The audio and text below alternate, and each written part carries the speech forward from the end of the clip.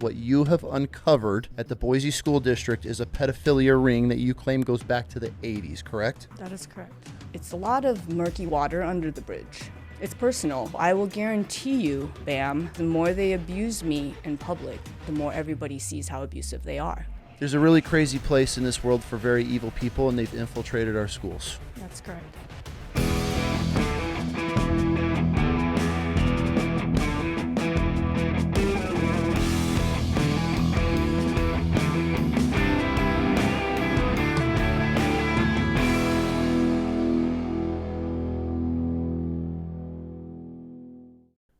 In a month, it would be Dr. Laura Boulton. Ooh, okay. Yeah, So we in a can talk month, about it's going to be Dr. Laura Boulton, but we'll just call you Miss Laura. Bolton for now. Absolutely. We have some things to cover, Yes. and I never thought this podcast would kind of go in this direction, but here we are. We recently had a guest on. She just had her second appearance, which is Miss Chung. She has gone through an absolute horrible experience with the Boise School District, uncovering infestations, and the school district has completely turned on her, running her through the ringer, doing everything they can to get rid of her, which, hearing her story, to me, none of it makes any sense. Correct. You got brought up in our last episode, and which just all happened really quick. So throughout this conversation, if I have some ignorant questions, I don't mean them. I'm getting spun up on your situation, which to me hits home. Like I have zero tolerance. There's no room on our planet for what you are uncovering inside this Boise School District. So if I say anything, ask any questions that aren't 100% on line with you, please correct me. Mm-hmm. But this is a very sensitive topic. And as a dad and a father of daughters, there's no, and for sons, I just don't have sons. There's a really crazy place in this world for very evil people, and they've infiltrated our schools. That's correct. And you are a 23-year educational veteran. You're a teacher. And you've been in the industry, in the district for a very long time. You came here as an immigrant, and you have lived the American dream. You've gone through the education system. You have now built everything that you have. You're fighting for children because what you have uncovered at the Boise School District is a pedophilia ring that you claim goes back to the 80s, correct? That is correct. Okay. It's a lot. It is, but parents need to hear this. Yes. And the school district needs to be held accountable for what is going on, in my opinion. There's no room at all for anybody that has any sexual crimes charges to be working in and around our public schools and the children. Correct. That's how I feel. If anybody else argues that, you're listening to the wrong podcast. So let's dive into it. Ms. Bolton, why don't you just kind of start where you're from, and we'll just go right from there, and we'll roll right into it. All right. I'm an immigrant of Malaysia. I came to America when I was 8 years old. My family, my mother and father, needed to seek out opportunities for future education in Malaysia. The Chinese population are discriminated against, so very much perhaps like pre-civil rights America. Okay. And my parents started college at age of 36 and 38, and my mother got her doctorate when she was 50, which is the age I will be when I get my doctorate. Really? Good for both of you. And my dad got his bachelor's and, lives a really good, educated, white-collar, hard-earning American citizen community member where he lives in Las Vegas. And I'm very proud of them both for the opportunities that they have afforded me in this great country. I'm a naturalized citizen, and it's because of America's public education system that I have the life that I have today. I'm very, very grateful to this country and the forefathers and all the things that, the people previous to me have made this country into. Absolutely. So that I have these freedoms. And I am here to help reform American public education and make it better. I love it. So, how old were you when you came to the U.S.? I came to the U.S. at the age of 8 in 1983. Immigrated to California. Grew up mostly in California, lived in Vegas for a little bit, and went to school at USC, worked for an internet company for a few years, I had my teaching degree, but I knew that I needed to grow up a little bit more before I could be in charge of a room full of other people's children, or even to have my own children. Yep. Like, I think we need to grow up a little bit. Absolutely. So I did that. Then I started teaching in the year 2000. Okay. And I've taught in California, Nebraska, Arizona, Texas, and Idaho. Got it. And total, I've probably taught in about, perhaps, including subbing and being a paraprofessional, which are amazing kind of step ladder positions to grow up from, that gave me a lot of experience as a substitute teacher and as a special ed paraprofessional back in the day. A special ed what? Paraprofessional. So in certain states, we call those teacher's aides. Oh, okay. It's an extra teacher, Got basically. They're educators. Their titles are different, and unfortunately, they don't get paid the same because it's based on different qualifications and stuff. But they're educators. Got it. And in my culture, in the Eastern culture, we see teachers as members of the family. So that is your aunt or uncle at school, and you respect them as such. In any country, really, I think kids spend more time at school than they do at home. 100%. Right? So that's a pretty big part of our life. That's a really important person. So in my culture, we revere educators quite a bit. It's not like they necessarily get paid any better or more in other countries, but I think the respect factor for education is a little bit different than in this country. Perhaps we've lost our way a little bit. I've traveled the world quite a bit, and I 100% agree with you that how our teachers are looked at, treated, valued is sad to me. Right, absolutely. Where the direction the public school system has gone with the education system. Right. And it's sad because it is. Well, we see the outcome of what's happening now with the lack of respect toward authorities. When I say authorities, teachers in public schools. Right. Well, I think the foundation of that degradation of humanity is the loss of love for learning. Yep. And gaining information and knowledge and wanting to expand ourselves beyond who we are now, right? I think there's some newer concepts of like growth mindset and set mindset and those sorts of things. But I grew up in a Buddhist culture, and so I have always been told, like, you're never who you are tomorrow, who you are today. Okay. Right? And that's a good thing. Yeah. Right? For better or for worse, that is a good thing. So always should be changing and growing, adapting. Right. And if you're in pain today, tomorrow you can be stronger, but not if you don't choose that path. And so when I came to this country, I knew I come from a family of educators. My aunt was a teacher and a professor, and my grandfather was a teacher. And unfortunately, I never got to meet him. He passed away before I was born, but I think I always had that in me. And much to the disappointment of my grandmother, she's like, "Don't do that. Not in this country. They don't respect teachers. They don't pay well. You're not going to have, you're not going to enjoy yourself. Yeah. Why do that?" And I listened to her for a little bit, and then I decided, no, I have to find my own way. So you had that calling and that passion to be an educator. Yeah. Okay. Yeah. All right. So I went into teaching, and I've taught kindergarten. I've taught severe and profound special education. I've taught first and second grade, all middle school ages. If you don't mind me asking, sorry to interrupt, what is severe and profound education?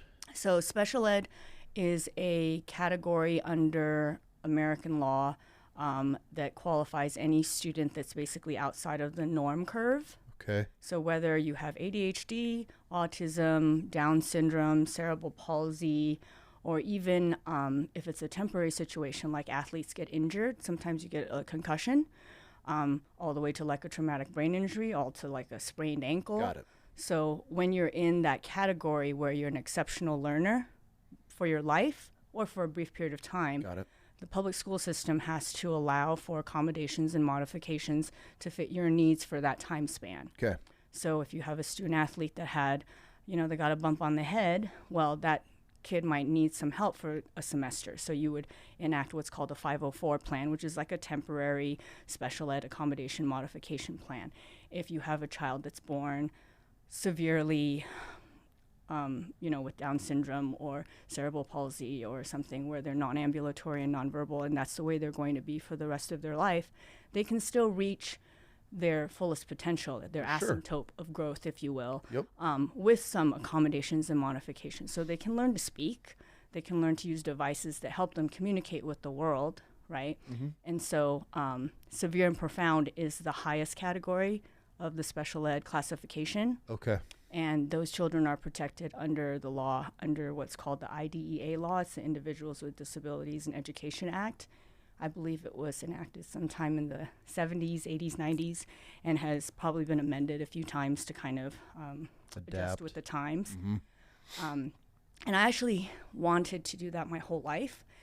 Focus on the higher end of the special needs. Absolutely. I just have to say, teachers that do that are absolute angels, because the amount of pay that you're not being paid to do that job, the time, the love, the passion, everything that special needs teachers, godsends. I mean, they're absolute, the most incredible people on the planet. They are. I did it for a couple of years. Is it tough? If you know what I mean? It was very tough, physically. Yes, actually. that's Really, yes. Yeah, the lifting in and out of wheelchairs is difficult. Those children tend to have less motor control. Lots of flailing arms. Lots of flailing, lots of inadvertent, Yeah. Hitting and things like that, not on purpose. So you're taking some blows. It's a rough teaching position. It is, but those children didn't ask to be born in those bodies. Absolutely. And their souls still need love. Absolutely. Right? And they need that patience. And sometimes parents do a great job, and sometimes parents aren't able to because of their own life situation. So it was super rewarding. I worked with a lady in Nebraska, actually. Her name was Mary Peterson, and she was an amazing human being, my mentor, and I think she's probably since retired. And she advised me. She said, if you're going to do this, and she'd been doing it for 35 years, only this job. And she just kind of warned me that it will take a toll on your body, really mostly your body. Yes, of course, it's tough, but the rewards of working with the special needs population, you can see in a day or two's growth, sometimes what it will take a normal average learner a semester to see. Really? Yeah. Okay. So, from one day to the next, you might have an autistic child all of a sudden the next day say your name. And that's huge for them to be able to communicate. Communication is the biggest part, of living and interacting with people. Absolutely. So I did that for a few years, and then I eventually settled into high school. Okay. So I taught math, science, social studies, history, and I decided that I wanted to stick with math because when I came to this country, it was pretty traumatic, the change. Malaysia is a former British colony, just like America, and I came speaking English and everything, but the cultural shift was really hard for me. I'm sure it was night and day. So, yeah, I don't remember much from third grade to high school graduation, honestly. I don't remember what I learned in school. I could probably maybe tell you the 3 branches of the government. There's still a lot of English words that elude me, concepts and pop culture-ish type stuff from the 80s and 90s. And so, but I decided to stick with math because it's really easy for me to teach it and really, really hard for people to learn. Okay. And I wasn't really good at math when I was young, contrary to the stereotypes. And so that's usually the first thing that I address with my students on day one is like, let's talk about stereotypes. Let's talk about what you think of me looking the way I do in the front of your class, because I need to gain their trust that they don't think I'm going to just come up here thinking I'm better and smarter than them, because they won't learn from me. Because most kids in a classroom, math classroom these days, I would say more than half do not have the confidence they need to take the next step. Whether they have the knowledge, honestly, is totally beside the point, because I can help them build that knowledge. Yeah. But if they don't have the confidence to learn, they won't. And if they don't trust me, they absolutely, they will not even have opened up to shut down. They won't open up to me at all. For sure. So yeah, building that relationship piece, helping them learn the math. I also explained to them, like, if you need help in English and you're done with your math work, we can work on that. We can work on, I'm here to be your mentor. Yeah. I'm here to be your math mom. A lot of my students have adopted me over the years. I've adopted them and their families. I've become best friends with many of their moms. They're my sisters. They spend time at my house. My children know them. My children regard my former students as their brothers and sisters. And it's very much a family feel, a trusting village, not just what, people put on a poster or whatnot. Yeah. So. Which if we had our kids in the system, so we're 100% homeschool. We started in the public system, and then during the whole COVID thing with the mask on, mask off. We were cool with whatever decisions anybody wants to make for their kids. Yep. That's on you. That's you're the parent. That's your child. But when we started seeing our youngest develop a eating disorder, that's when Mama Bear was like, you're done. And so, but as an outsider looking in, I feel I would like that style of community for my children. You're not just a number that's in the public system. Here's your assignment. Go ChatGPT it. See you next week. That is, I feel, the majority of teachers now. That's where they're at, which is showing in our test scores. And as these kids every single year, it seems that test scores are getting lower and lower. They're eliminating standard testing, and it's crazy to me. So to hear that how passionate you are, and you're building this community. One, as a parent, it would be great. Two, kids need that because I think where a lot of people miss the boat or how many kids are escaping horrible experiences at home when they go to public school. Correct. So public school should, and I will die on this hill, should be a safe zone, a safe haven for children. I even get goosebumps thinking about it. Should be a safe place for children, and that could be getting their meals, the nutrition that they need, because most kids, not say most, but there's a huge chunk of kids that aren't being properly fed at home. They're being abused at home. School should be their escape, in my opinion. No, you're completely correct. I agree with you. Unfortunately, the support, whether it be financial, emotional, or philosophical, to that type of thinking, our type of thinking, if you will, isn't there. So whether we're talking about, what part of the machine is broken? Well, there's many parts of the machine. Absolutely. There's the money part, there's the religion part, there's the politics part. And the sad part is we are the grown-ups and we're the ones that are affecting this.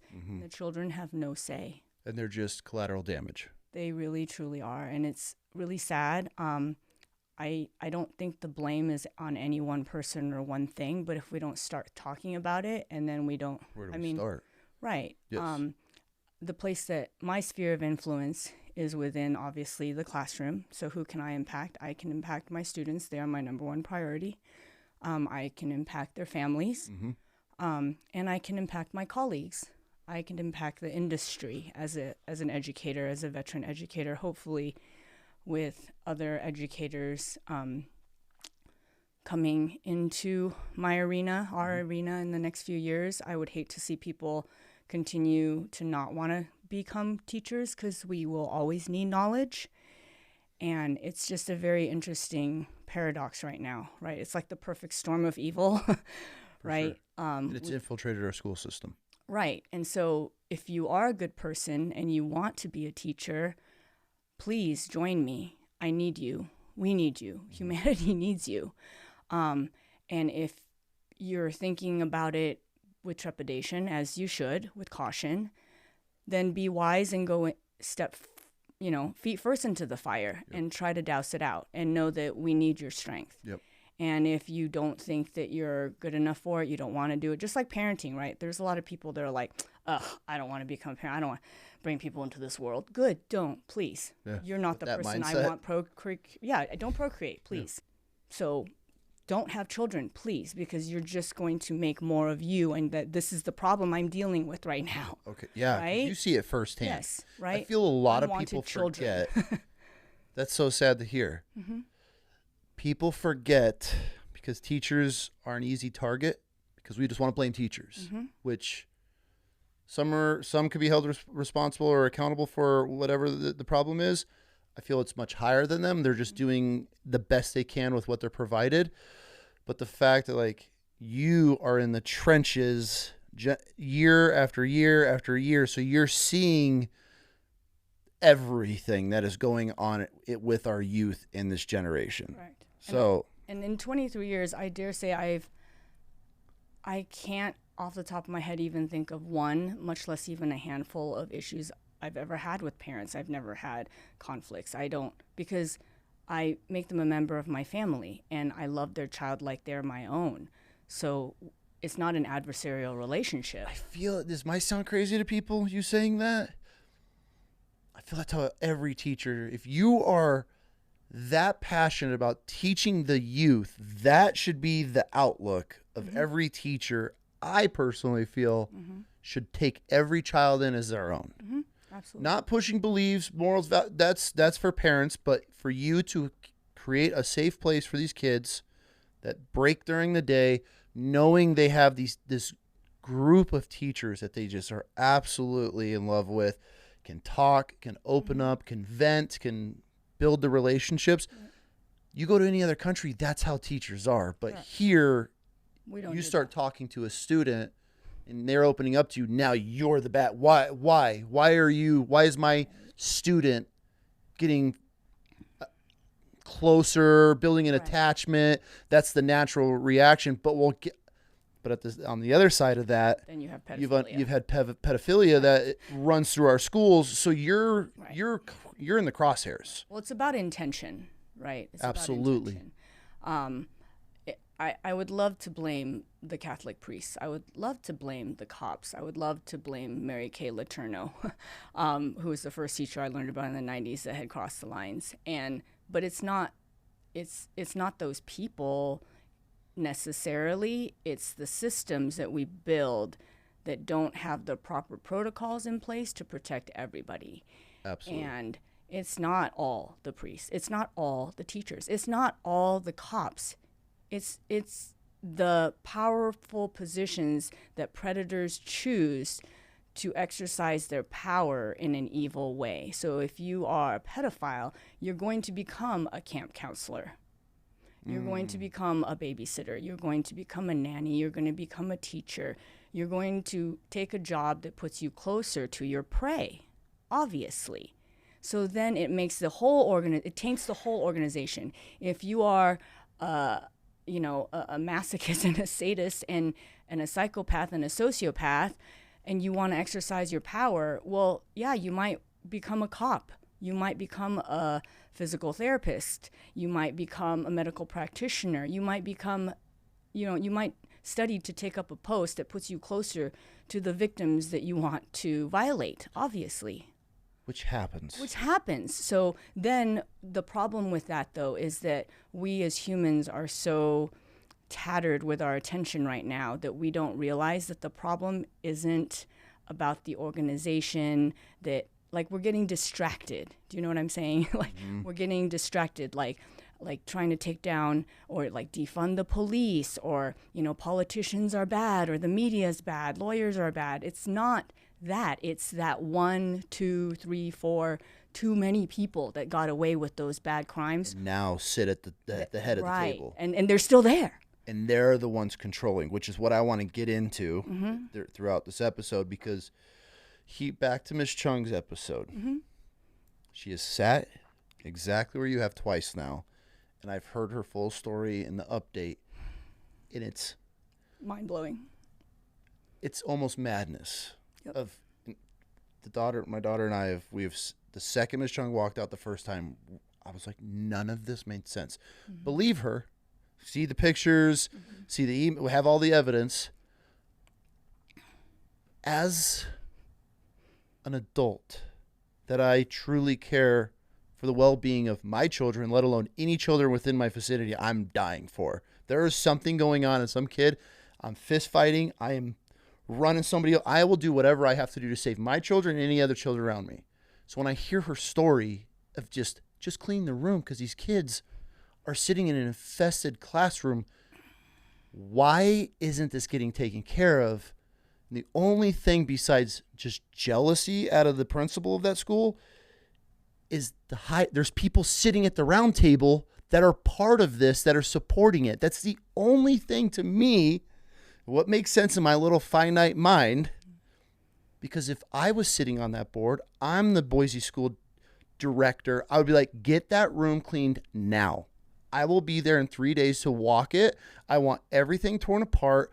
I want to see this school. Oh, they're in our walls. We need to handle this over the summer. We have got to tent this place. We have got it. Whatever we got to do, we got to do. I feel that's how a normal person would think. I could be wrong because my mind thinks differently of a lot of things. But as an adult that wants to care for children and make sure they're in the safest environment possible, why isn't this getting taken care of? but it's the couple of people that you're explaining sitting at the round table, in my opinion.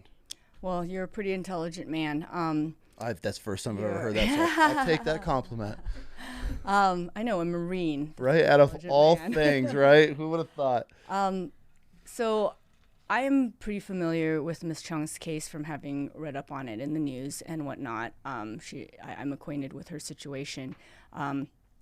My explanation for her situation and the appalling way that it has been mishandled is, I think that the most obvious answer is sometimes not the one people want to accept, because it is pretty horrifying to think that there could be in an organization that's so powerful, that's there to look after children, Scary. to be so negligent of their health and well-being.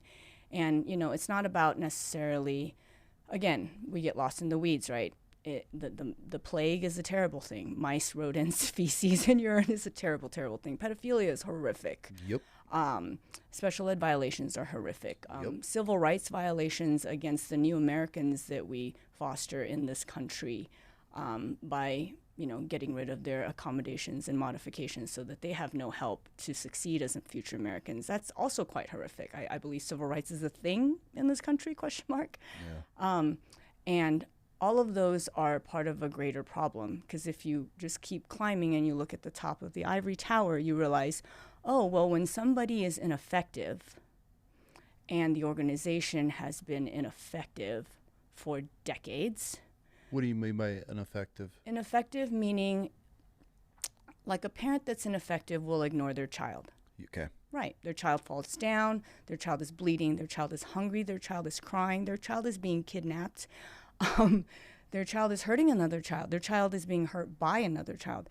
And that parent that is ineffective could do a lot of things to define ineffectiveness. Most of the time would be ignoring them. Just neglect, okay. Total neglect, total downplaying, gaslighting, until the point when maybe the child is older and doesn't come to the parent for help anymore. Sure. Until something really, really, really bad happens. Usually by that point, it's way too late. And it's way too late. So what would you expect the parent to do when the child has something catastrophic happen and the parent's like, well, there's nothing I can do to help you. It's not really a problem, blah, blah, blah. It's not like after decades the parent can double back. No. You can't. You got one shot. You have all those years. You don't have a time machine. There's no way for a parent. It is very difficult for a human to finally admit that they are wrong, because their whole existence will come crumbling down. It's like telling a flat earther, showing them a picture of the earth from outer space. Mm-hmm. People would rather dig deep and just want to stay in their own safety, which I can't blame them, right? Like, I can't control. I don't want to send anybody into trauma either, right? But the reason I believe that in Ms. Chung's case, hypothetically, that Boise School District is having a difficult time holding themselves accountable is because there's larger crimes to be covered up from the years previous, right? Okay. And if you admit to one wrongdoing now, you open up the gates. Golly gee williker, right? Like, that's a big can of worms. Like, perhaps a can of worms we don't like. There are cans all over the place. Maybe I don't know. There's right? closets. We don't know what we don't know. Mm-hmm. I know I know what I don't know, and I don't know that, but I definitely don't know what I don't know. Like, there's a lot. And when I say, you mentioned earlier, crimes dating back 4 decades to the 80s, that is all just like pretty simple research. It's on my website. I have a media page, and it's a lot of articles on about 25 previous perpetrators, purely from Boise School District. These teachers might have gone elsewhere after Boise School District did or didn't take action against them back in the 80s, 90s, 2000s, 2010s. Or these teachers may have come from other places, other states, other districts in Idaho. And I just Googled. Googled. And crazy what happens when you do actually your own little bit of digging. A little bit. Find. Right. It's wild. And what motivated me to do that was when I was first suspended in September 2023, there was, murmurings in the community, in the online environment, and Boise School District put that out there, that, they cannot confirm nor deny why I was suspended. However, I could have been suspended because maybe I violated perhaps these codes that you could find on the Idaho Code of Ethics. And I might, have done all these things wrong. And when you read those things, it's like those were the accusations I was making against the pedophiles. And they turned it against you. And they did. Okay, so let's stop there. Let's start where this all started before we dive into what they were accusing you of. When did you uncover, find, discover this pedophilia ring inside the Boise School District? I would say I identified it as a mathematical pattern of a ring sometime in 2024-ish, last year. Really? When I was suspended in 2023, I was like, this is interesting. What were you suspended for?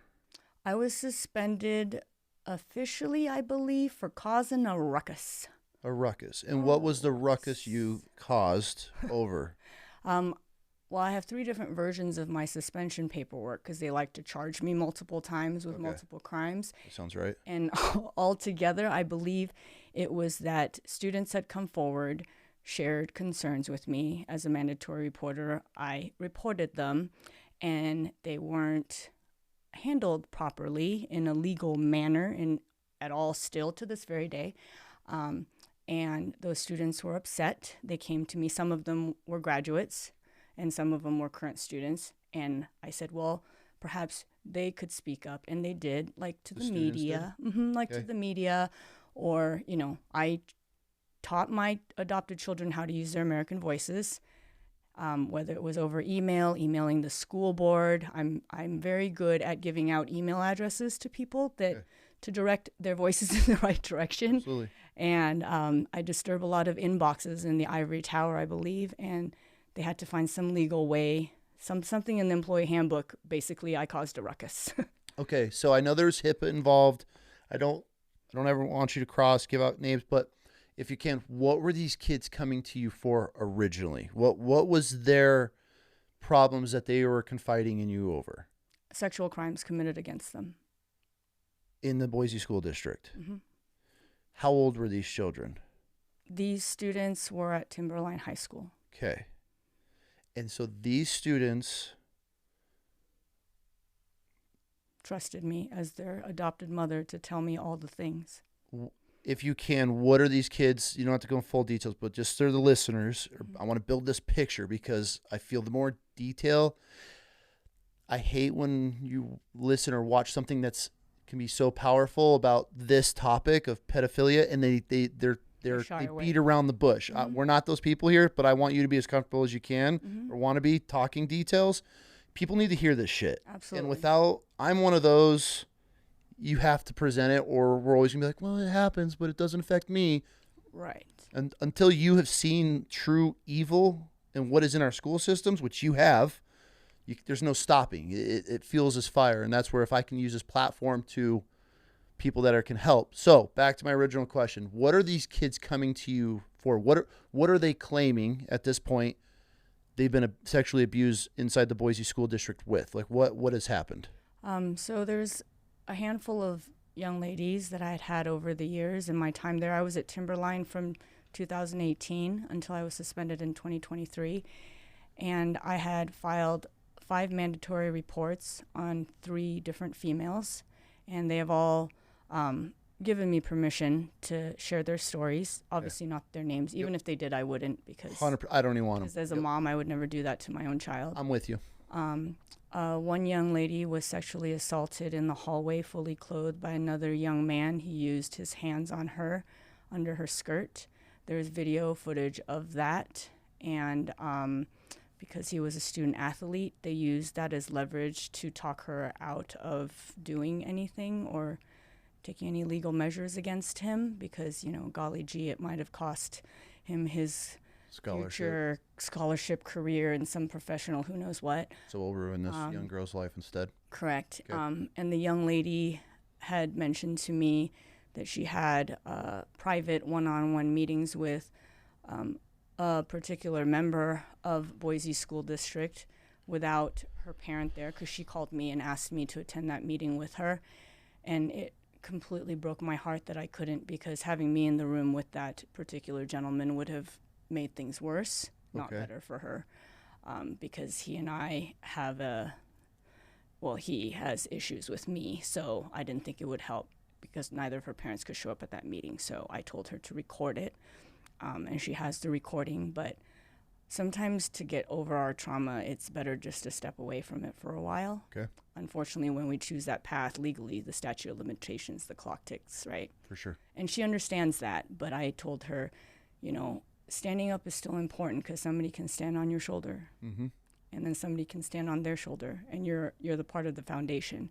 So, she has chosen not to necessarily pursue any legal action against the district. What had happened with this teacher and this student?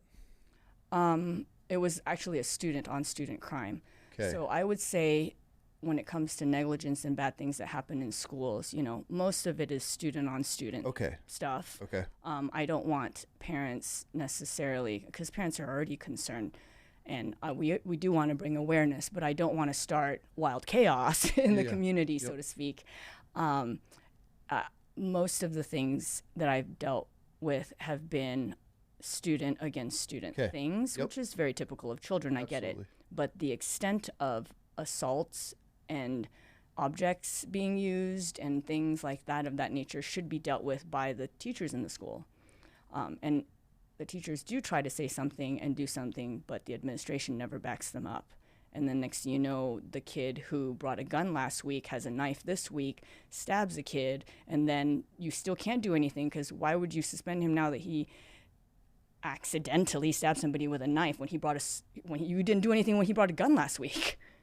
Right? So they keep tripping over their own mistakes in their own lives, right? Yes. So this young man in the story, the perpetrator, he, I believe, moved schools, moved districts, which helped, because the next year was this young lady's senior year. Another young lady, she was a part of the professional technical program in Boise School District, and she had, her perpetrator was an adult, it was an instructor.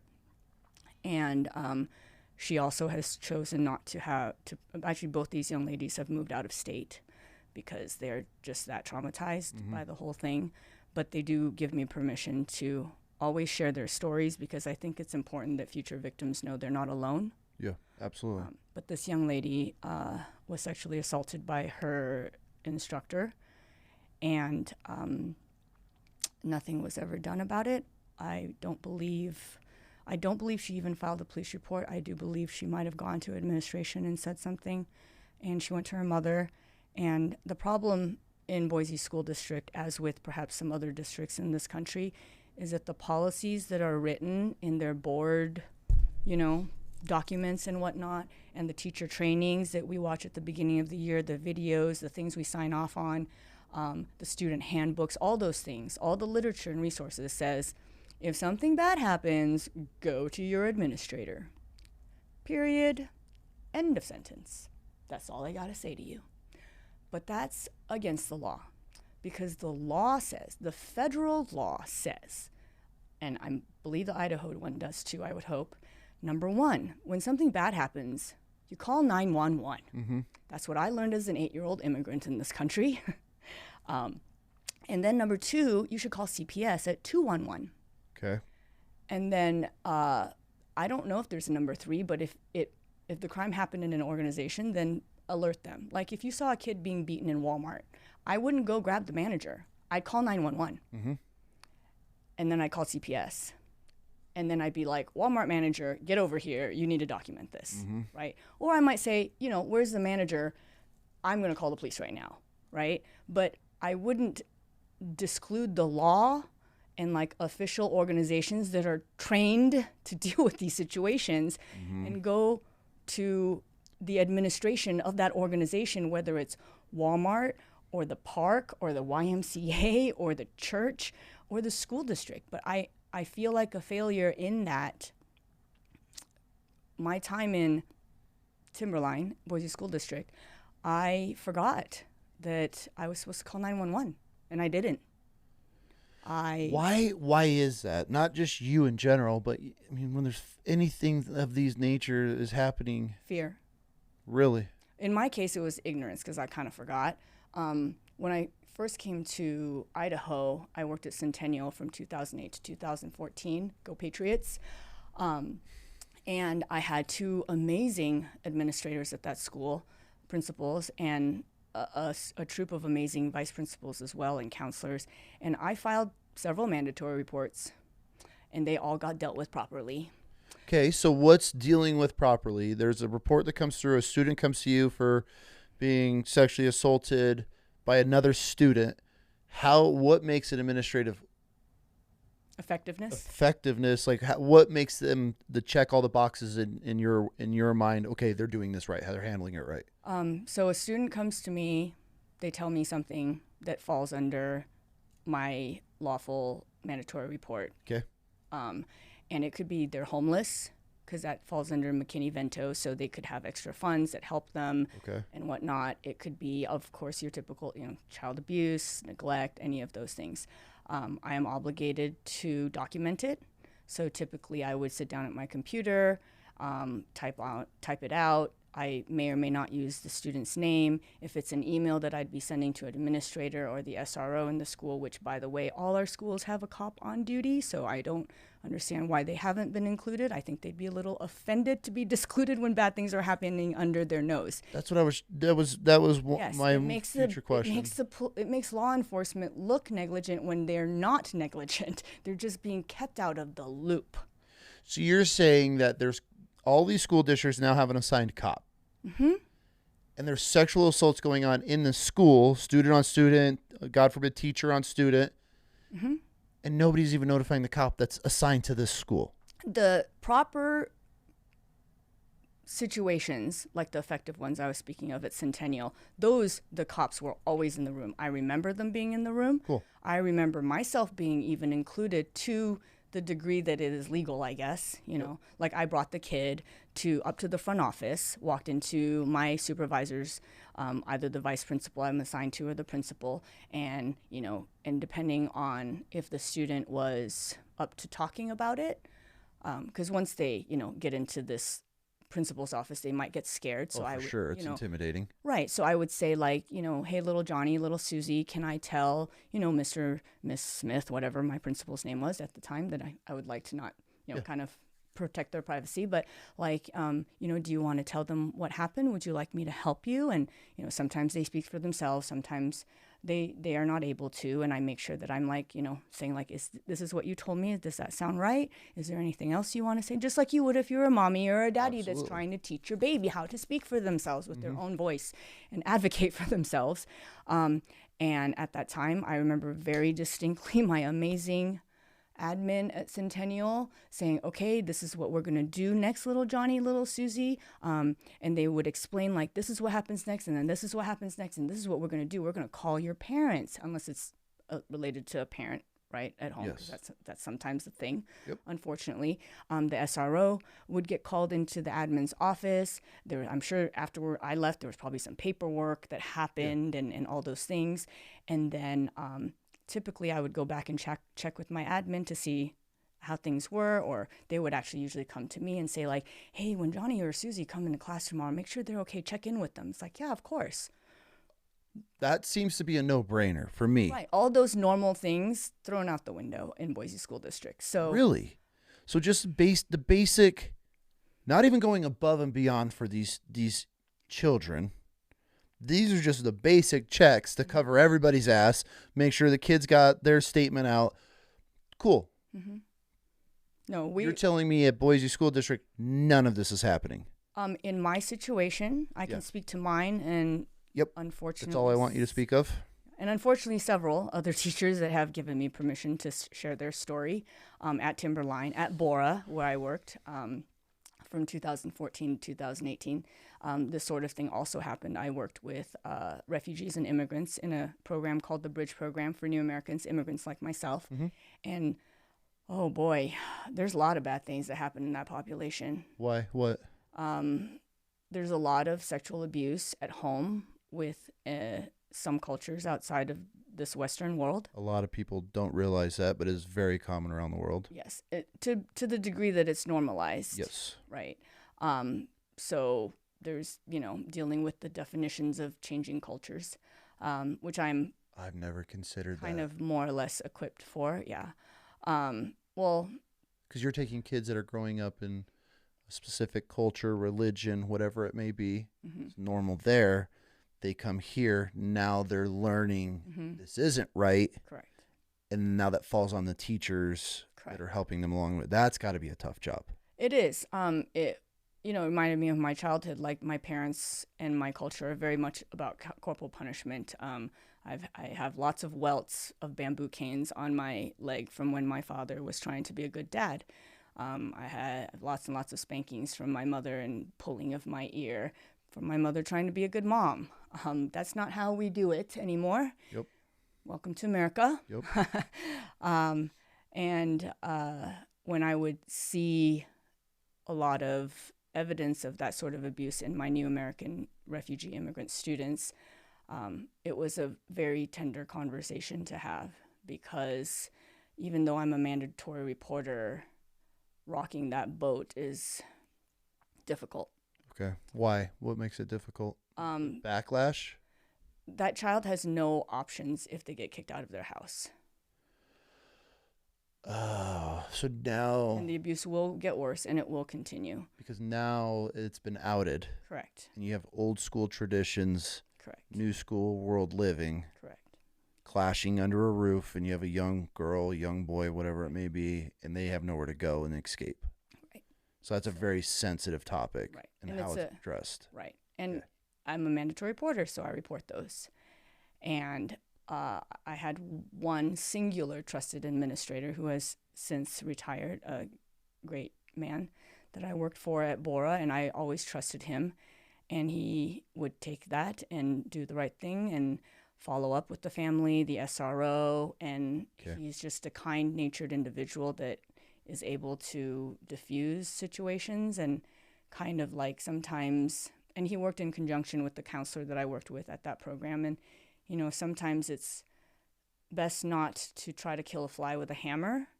And when we were dealing with very obstinate parents that thought that beating a child because that's just your daily activity is a thing, just a gentle reminder that you are in America, you're here for a good life. Don't do something stupid that's going to end you up in jail. Because certain things that are okay in some places are not okay in other places. We don't play those games here. And those children saw that at the least people love them, stood up for them, and they're right. And right? And so the phenomenon that we never talk about is let's not just focus on trying to take down the bullies. How about we focus on building stronger humans? Absolutely. So, like, teaching your child to stand up for themselves as opposed to pitying them and then taking them out of that environment where they have an opportunity to persevere and grow stronger and hiding them in a bubble. Well, I don't want any kid to get stuffed in a locker. That's not what I'm saying. I'm not saying I want people to push their kids back into school if they're not ready. But at some point, we have to teach our children to stand up on their own. And I inadvertently, I guess, because my refugees are still very much in my life, my former students at Bora, and they told me that when they saw me, one of their own, stand up for them, especially since I'm a woman and I'm an immigrant, it's very, like, the stereotype of the people that look like me should be quiet and submissive. And they know that, because even in their culture, women are quiet and submissive. And most Asian women are seen that way. And that is a stereotype, right or wrong, bad or good. And for them to see me not be that and stand up and not get pushed down and stand up to their father, to their mother, to their aunt, to their uncle at home with respect, speaking a little bit of Swahili, a little bit of Arabic, a little bit of whatever I need to learn to connect with that parent, just to say, hey, brother, sister, I understand that in our culture, gosh, kids are just, they're a handful. I know, right? My mom and dad used to beat me all the time, but they'd get in trouble for it now. So just be careful, brother, sister. You do not want to end up in jail in this country, because your child, who's my student, will not have you to take care of. And they won't be able to take care of you either, because you'll be in jail. So just a kind reminder, that behavior is not okay. How often does this work?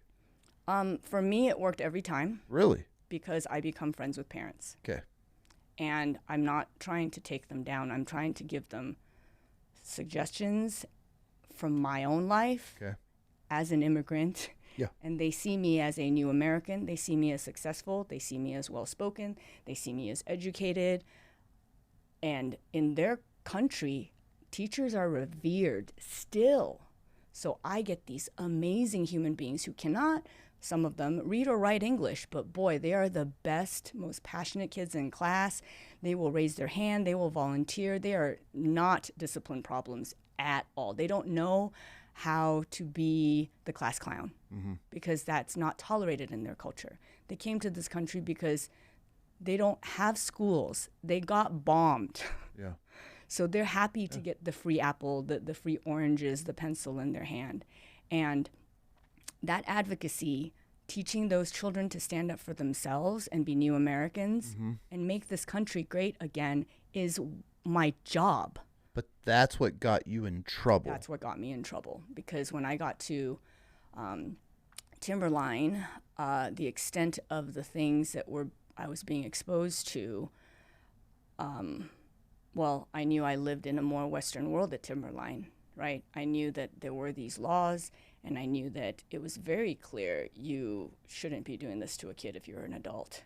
There was no cultural vagueness about it. I didn't have to tiptoe around anything. Yeah. And when I reported it, nothing happened. It wasn't like my experience at Centennial. I wasn't encouraged to follow up. I was encouraged to pass the hot potato and mind my own gosh darn business and go back to my classroom. Really? What are you reporting? Did we already cover that? Was that the initial three? The first young ladies was the assault in the hallway, where the school actually has videotape of that. So you have hard evidence. So I don't possess it. You don't possess it. The school, so the Boise School District has film of another student going under a young girl's skirt. Whatever happened, they have it on video. You report it. What happened? Nothing. Okay, so that's a problem. The young lady, I mean, it got to the point where a member of the district staff had a private meeting with that young lady, and that's all that happened after that. And done. Done. So instead of the school escalating this problem, taking it to the top of the Boise School District board, or for whatever the protocol is, nothing moved any farther. Correct. Well, we want to be nice and clean and gentrify and pristine, right? Because Boise is the number one.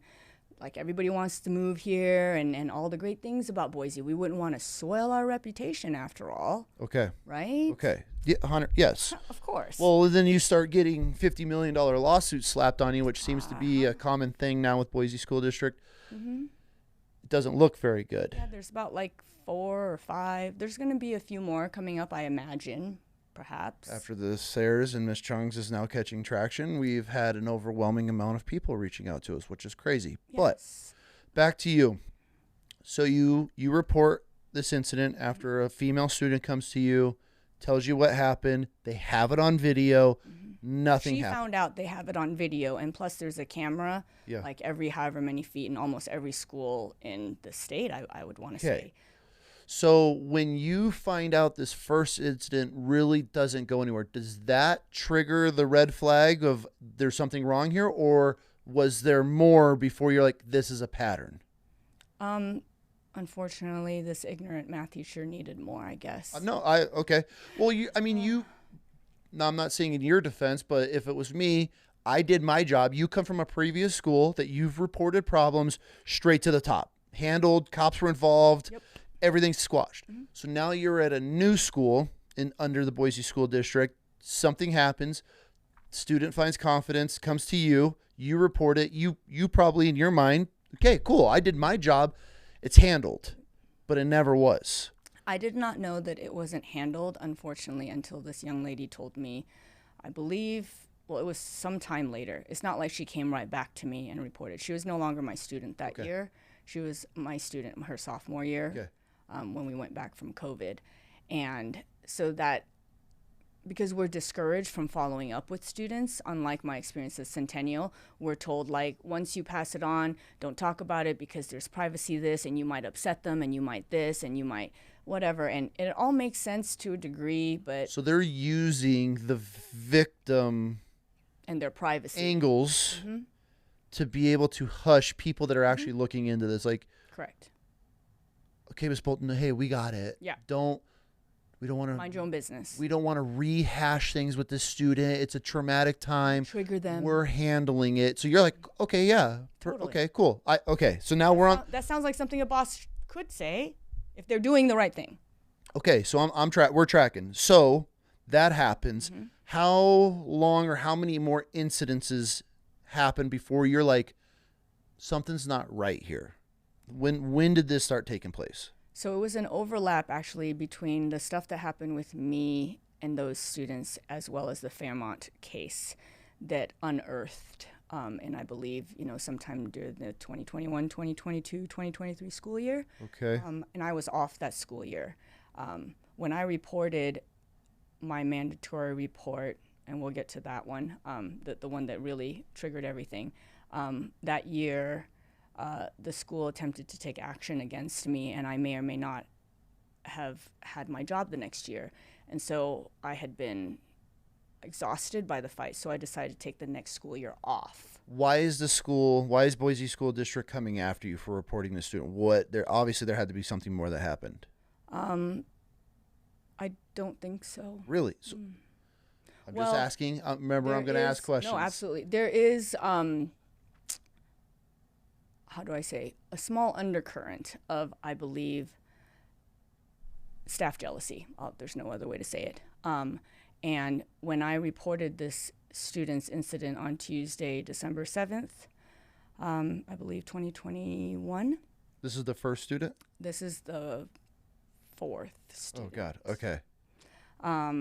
I decided after 3 previous mistakes of not going to, like, my principal directly or my whatever, and just because when you walk a student down to an office, there's no video of you walking them, right? So it's just kind of an informal, like, I took them to the counselor's office, which is what I did for one young lady 3 different times.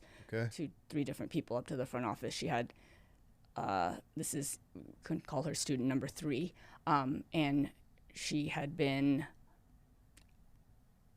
negatively physically engaged with a young man, and he would try to, like, bully her at school, intimidate her in the hallways, and some physical things happened at school on and off campus. Okay. So I did, all those things. She comes to you. She tells comes you this. to me Okay. over the course of like 2 or 3 years. Okay. And so same kid though is reoccurring to her. Okay. yeah, so it's a problem. So 3 young ladies, just so we can keep the math straight. 3 young ladies at first. First one, 1 report. Second one, 1 report. Third one, 3 reports. Okay. And then the 4th one. And that was the one that got me, I think I could say, where the retaliation had started. So now the Boise School District is looking at you as the problem because these students feel confident enough, safe enough to come to you. They're reporting this. Now you're the messenger. And now every time you're coming to who are you reporting this to? The athletic director at Timberline, the principal at Timberline, the counselors at Timberline. And I am very regretful for saying I think maybe once, if at all, I might have gone to the SRO. And I feel terrible for... What's the SRO? I'd rather not say his name. You don't say the name. What's the position? Oh, sorry, school resource officer. So that's the cops that are stationed at the school. So you've done this 4 times now. You've reported 4 different girls have come to you in confidence. You've reported them because you're a mandatory reporter. Now the school's getting irritated with you. Oh, yeah, they're super pissed. And they've turned some of, I think over the years, the staff against me, so to speak. That sounds super petty, but I don't know what other words to use. People who used to be my friends who, you know, perhaps are having a moral dilemma of like, let's see, do I stand up for other people's children or do I continue be able to pay my mortgage? That's tough. This is one of my biggest problems that I have with this whole entire Miss Chung Yu problems are the amount of teachers that are choosing to stay silent instead of standing up for the children. And this blows my mind. They wouldn't do it if there were, well, I would like to say they wouldn't choose that path if it was their own biological children. But again, that goes back to the mindset of what you would prefer for your children, which is a teacher that loves them like their own. And perhaps these teachers or our culture hasn't bred a generation of teachers. I dare say back in the early 1900s, 10s, 20s, 1930s, 40s, 50s, 60s, 70s, it was much more my teacher is like my mom, right? But now it's like, well, we're not allowed to talk to them about this. We're not allowed to talk to them about that. We can't do this. We can't do that. Hugging. I mean, I was told my last 2 years by Boise School District, all the staff was, no more hugging. You don't hug because you could be a pedophile. I'm like, okay, I guess we're just sticking to high fives. Like, poor kindergartners don't get hugs from I'm sorry. Their second parent that they're with 8 hours a day. So it's like you're telling me I can't be a mom because somebody else out there defiled what parenting is and like crossed the boundaries that they shouldn't have. You're telling me that I can't use the word love. I was reprimanded by my principal in front of the entire group of teachers at Timberline for saying that I love my students and that I am like their mother. And it's like, how dare I cross that line? I'm like, I'm sorry. How loving are you to your own children if it's like what you were saying, like, how dare you get close to my kid? I'm like, that's not your kid. Whatever religion you might be, that soul does not belong to you. That statement would definitely get some parents riled up. But I get both sides. Right. Well, a kid can always use more love, more parents, more aunts, more uncles, right? Yes. Why? Love is infinite. Yes. Not finite. But our finite minds can't process it like that. Okay. So many things. There are. So now that the school is now Boise School District is getting irritated with you because now you've reported 4 sexual assault problems that these girls have come to you with. Now they're getting irritated. You'd said a comment before and I forgot I was going to ask you, but how's the school reacting to you now? Okay, leading up to your first suspension. Did this come out of nowhere or was there a buildup? Are you now creating rift? Because the track record that I'm now finding out with Boise School District, if you are okay, let's go into a conspiracy. Can I go into my conspiracy about Boise School District? Perhaps it's not a conspiracy. Maybe it's just common sense. Okay, yes. Okay. This is where I'm at. This is my opinion on this Boise School District's First Amendment rights being presented right now. Okay. My conspiracy with the Boise School District, if you are a strong, powerful, make waves type of woman, they are turning on the teachers that care the most, which are the teachers that are standing up the most for their students' care, and they're doing everything they can to bury you and get you out of the system because the leadership of the Boise School District is 100% corrupt, and they're running this crazy-ass operation, taking their fat paychecks to the bank, doing absolutely nothing to the district, and to help provide for our better children's safety, living conditions, education system. That's my conspiracy.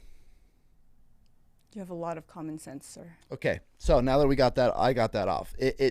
That's the only thing to me that makes sense as we dig more into this.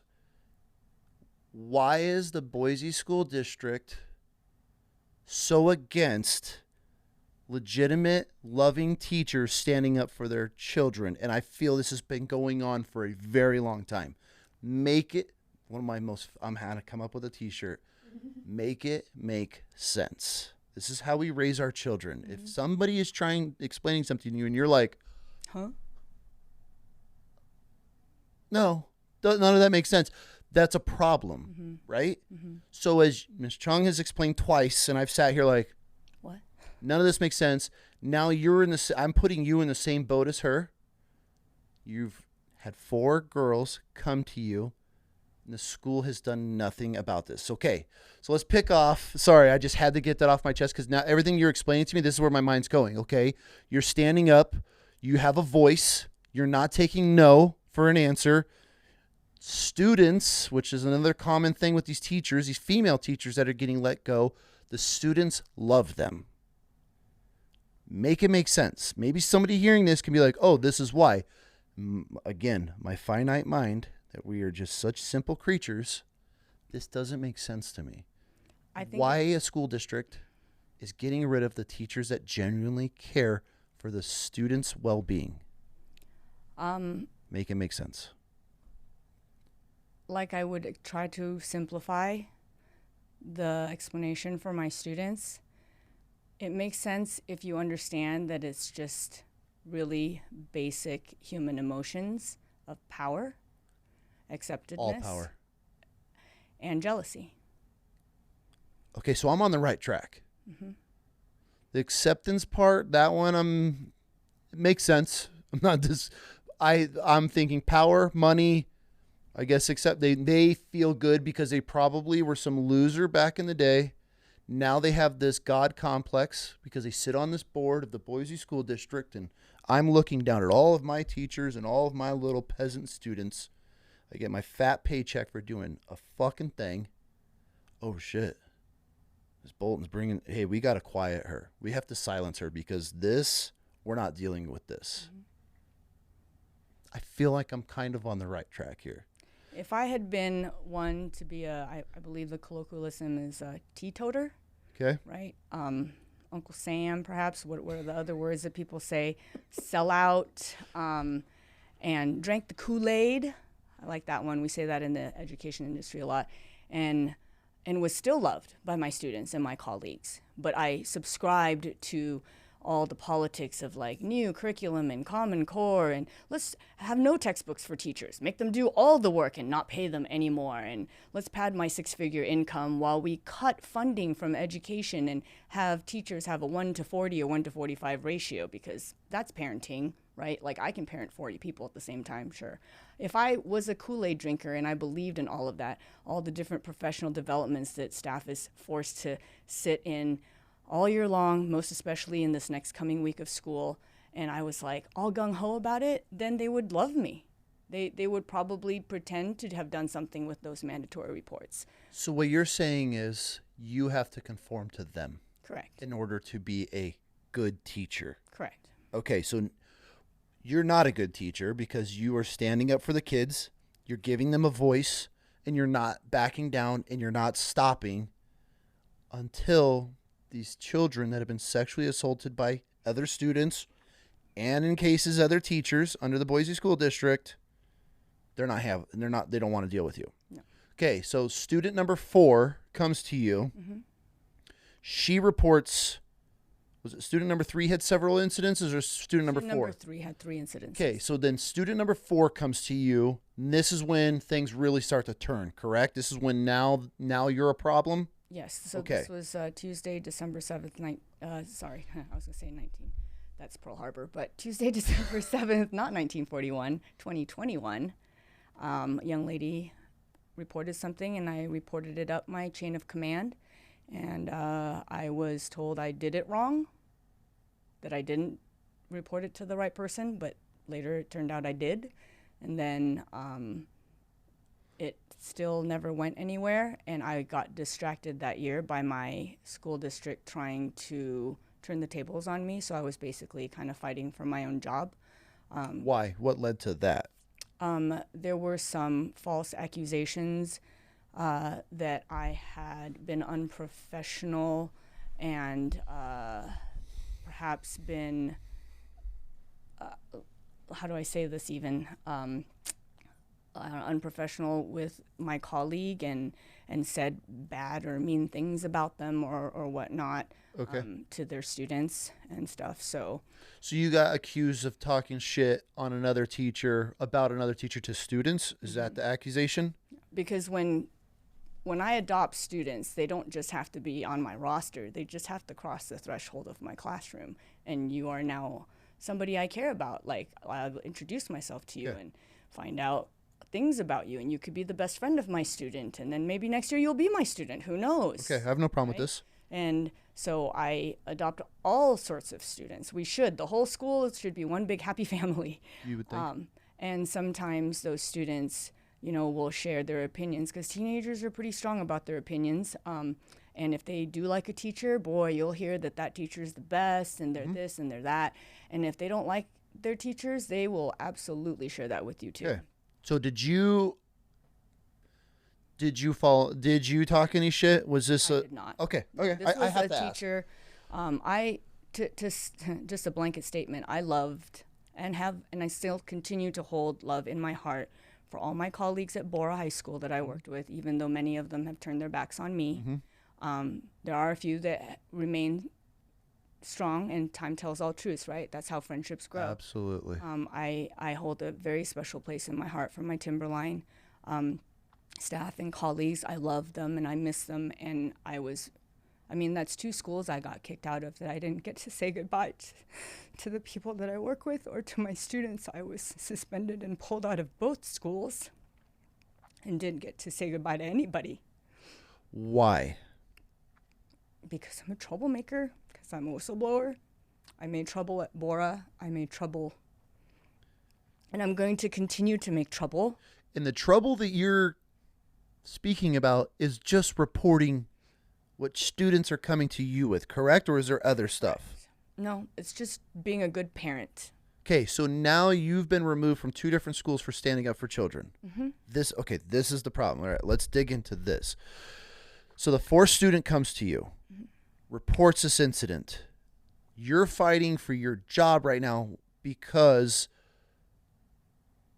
you're making waves by bringing this to light. Is no other students going to any other teachers? Are you the only one at this point that students are coming to that you know of that are reporting problems, or are they going to principals? I guess my question is, how many students are going to the principal or their counselor and reporting this that you don't even know about, where it's just ending there? We'll never know. That's scary. So the 4th student, you're now in the trenches. You are skylined yourself. Everybody can see you. The whole entire Boise school district, you're now on their radar. What is going on at this point? They tried to fire me by giving me a bad evaluation. Which came out in where? I had somebody's amazing and awesome diabolical mind. Okay.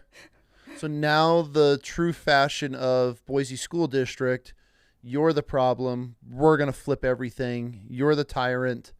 You're breaking the rules. You're going against what our standards are. This seems to be their angle on everybody that they want to push out. Right. It's very typical, elementary school playground type tactics, because sometimes bad and evil are bad at being bad and evil. And make mistakes. when you're, it's not even mistakes. They're just inept and ineffective. So they don't have a strategy. It's delay, deny, discredit, distract. That's what they do. That's what they do best. And that is not my way. So delay, and it's a military tactic. My husband, former Marine, just like yourself, Semper Fi, taught that to me, because with my frustration of dealing with the politics of this country, he said, because I was like, why am I not getting word about this? Or why, in 2018 when I was suspended, or in 2023 when I was suspended, what's taking so long? Gosh, they must be interviewing lots of people. Oh my gosh, I must be in so much trouble. It's like, no, nothing is happening, because to give me attention would validate my existence. Yes. They're just hoping you go away. Correct. It's better that they think I'm just ignore me. I'm so beneath them, right? Because a lot of teachers have just gone away. Most. Because they go from being a great teacher, students love them, they report something. They get taken down. Now the tactics begin. Yep. Which a lot of people, and I not throwing shade, they're cowards. And they don't want to ever stand up. I don't know if I want to say the word coward. Most people don't like conflict. They haven't found their courage yet, because I was a coward once too. Okay. And I also lacked the courage too. When I was younger, any previous year to 2021, any previous state to Idaho, any time before I met my wonderful husband who has made me a stronger person, maybe I would have made the same choice to just look the other way. We can change, we can grow, 100%. we can find our courage, we can fix our past mistakes. 100%. So I won't use the word cowards. I more put that on the parents that aren't doing anything for their children. That's where I'll die on that hill. But for these teachers, they've dedicated their life. Teaching is what they love to do. Clearly, if the Boise School District is after you, you're standing out for the right reasons. Mm-hmm. And these teachers are just they're watching me. They're so beat down. They eventually just give up or they move on. Or they say, well, it doesn't happen to them, right? This isn't in their sphere of influence. And I'm like, that this kid just ended up as like a Russian roulette, like a roulette wheel. They ended up on my roster. They could have ended up in your roster at whatever school. They could have ended up next door in period 3 instead of my period 2. Like, what? I don't understand where we delineate love and care. Yep. Right? Like you said, you see a kid that's hurting, you're going to do whatever it is to save that kid, blood or not. But some people have drawn lines because I think they're so discouraged by the politics and the systems in this country, especially when they work for an organization that tells them that they kind of blur the lines, right? Like, I went to the police and I made a ruckus and I went on the media and, oh gosh, I didn't follow their rules, which is only to go to my building administrator. Which is it's just a rule. It's not a law. Correct. It's actually telling teachers to break the law. All the staff members in Boise School District, as of right now today, until at which time Boise School District changes their board policies, their student handbook, their teacher handbook, their vector training videos, everything, every staff member in Boise School District is being trained wrong. Therefore, the burden of like all those legalities, like they're teaching teachers to break the law. So who's going to be at fault when something bad happens to the kid? The teacher. That is terrible. What a huge burden you're putting on these each individuals that like they're just trying to do the right thing and you're scaring them out of it. For sure. And when more bad things happen, who's the fall guy? Teachers, every time. And that's what's happening to my industry. That's what's happening to the home away from home for these kids. Yes. Right? I'm losing good souls in my arena that can help me. We are losing smart people in this country. The good ones are getting forced out. Correct. And the ones that should be retiring out of the system are being forced out of the system. Okay, so let's get back to student number 4 comes to you. What's the process? Why are you getting suspended? And let's roll from there. So it happened, the report was Tuesday, December 7th, 2021. I had to fight for my job second semester, so from January to May of 2022, went off to summer. I thought it got dealt with, in fact, did not realize I was being distracted by trying to save my own career at the time because I was investigated. There was interviewing me and all these things, and I was like meeting with all these district officials trying to save my job, and I assumed that the baton I passed in December 7th of 2021 was being dealt with. I was an idiot. I did not follow up with the student because I wasn't allowed to ask her about it the next day. I was discouraged from following up, whatnot. Summer comes around, and I'm in touch with the student still and her mother at that time, still to this day, really. And I was like, hey, sorry I couldn't talk about this during the school year, but just to see, like what happened. And they're like, nothing. And I'm like, oh, gosh. And then I found out that not only that, but the environment that it happened in continued to happen into the future. So that student had to be in the same breathing space as that individual for all of second semester in that environment. And then I got upset. By that time, though, I'd already decided to take the 2022-2023 school year off, a voluntary leave of absence without pay. And I substitute taught that year at West Ada, where I'd previously worked at Centennial, and at the 2 schools that my children go to. Elementary School and Pepperidge Elementary and Lewis and Clark Middle School, which is where that, everybody's welcome thing happened last year. And I just kind of sat and I watched all the Fairmont stuff happen. And it blew me away because, like, how many dead, excuse me to you and, all respect to half of the Americans in this country perhaps, but how many dead white men do we have to have before people start getting suspicious? How many, that's weird to me that when a white guy gets arrested, he kills himself. I'm just going to say that. That's not normal. Mm-mm. Usually those are not the people to get arrested. Usually those people find freedom somehow through the legal system, right or wrong. And so before these individuals were even able to be held accountable by the legal system, they took their own lives. And when that happened in December, when I was off at Fairmont, I was just blown away. Are you talking about Snow? Is he one of them? No, this was Scott Crandall. He was a counselor at Fairmont Junior High School who had done bad things to one of his students starting from a prepubescent age, potentially at elementary school perhaps, but definitely at Fairmont where he was caught. And the teacher / plural, maybe more than one teacher, that turned him in was retaliated against. Hold on. So you actually had teachers stand up, report another teacher. Mm-hmm. Is he the one that was making videos with these nonverbal kids? No, that was this year, January 10th. Gavin Snow, age 22, took his own life. Sorry, it's hard to keep up with all these teachers that have been involved with the Boise School District that are killing themselves. For you, diagram. We will. We actually probably should break a chart out because this is the fact that we're even having this conversation. So, okay, so this dude gets reported by other teachers that he's doing things with students. Mm-hmm. This is at Fairmont, correct? Fairmont. So Scott Crandall also.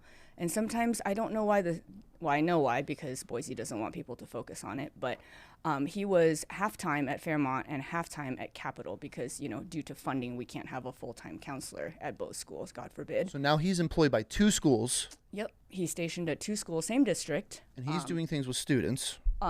He is accused of doing things with students at Fairmont. 1 to 2 of them have taken legal action against him. And, well, he's passed away now, but has taken legal action against the school and its principal, Chris Ryan. And there was a criminal trial that happened last year. I attended all the hearings, and it was quite a travesty, but I don't totally understand the spheres of influence above me, but into the government and legal system. But his case was dismissed, ? In the criminal case. But there is still a civil case pending, I believe, from what I can tell from reading on Google. And that hopefully will debut in, maybe 2026, cross our fingers. But, let's think about this. This poor young lady dealt with things when she was in her young teens as a junior high school student at Fairmont. And it's going to be 4 years before she has to relive all of it. She has to, potentially. This is the delay. This is the delay, deny, discredit. And, they could go through a speedy trial, but that wouldn't behoove anybody. And, This dude, if you're innocent, you can accuse me of everything on the planet. If I am innocent, I am fighting to the death to defend myself. Yep. Now, if I'm being accused of shit with children, and I know deep down in my dark, rotten soul that it's true, I'm taking my life. Yep. That's your only option. Mm-hmm. So this guy does this, Mm-hmm. takes his own life, and the Boise School District is still after the teachers that reported him. Yes, I believe they're unfortunately lost to the winds. I don't know where these teachers are now, but they were let go. So just to add more horror on top of that story, the same exact year, another staff member at Fairmont at the same exact time was caught. His name is Eric McDermott. He was the athletic director at Fairmont Junior High School. His proclivities were little boys, apparently, whereas Scott Crandall's was little girls. And Eric McDermott was caught doing bad things on the interweb, something about probably dating app or something like that. You can kind of look him up on the internet. And because his crimes weren't caught at school. It wasn't as like closely associated with Boise School District, so perhaps whatever victim's parents didn't pursue his employment and his employer, because I don't believe his victim, probably wasn't a Boise School student, right? But I'm just going to throw, not a conspiracy out there, but more common sense. When you're a bad person, you do bad things. You do bad things everywhere.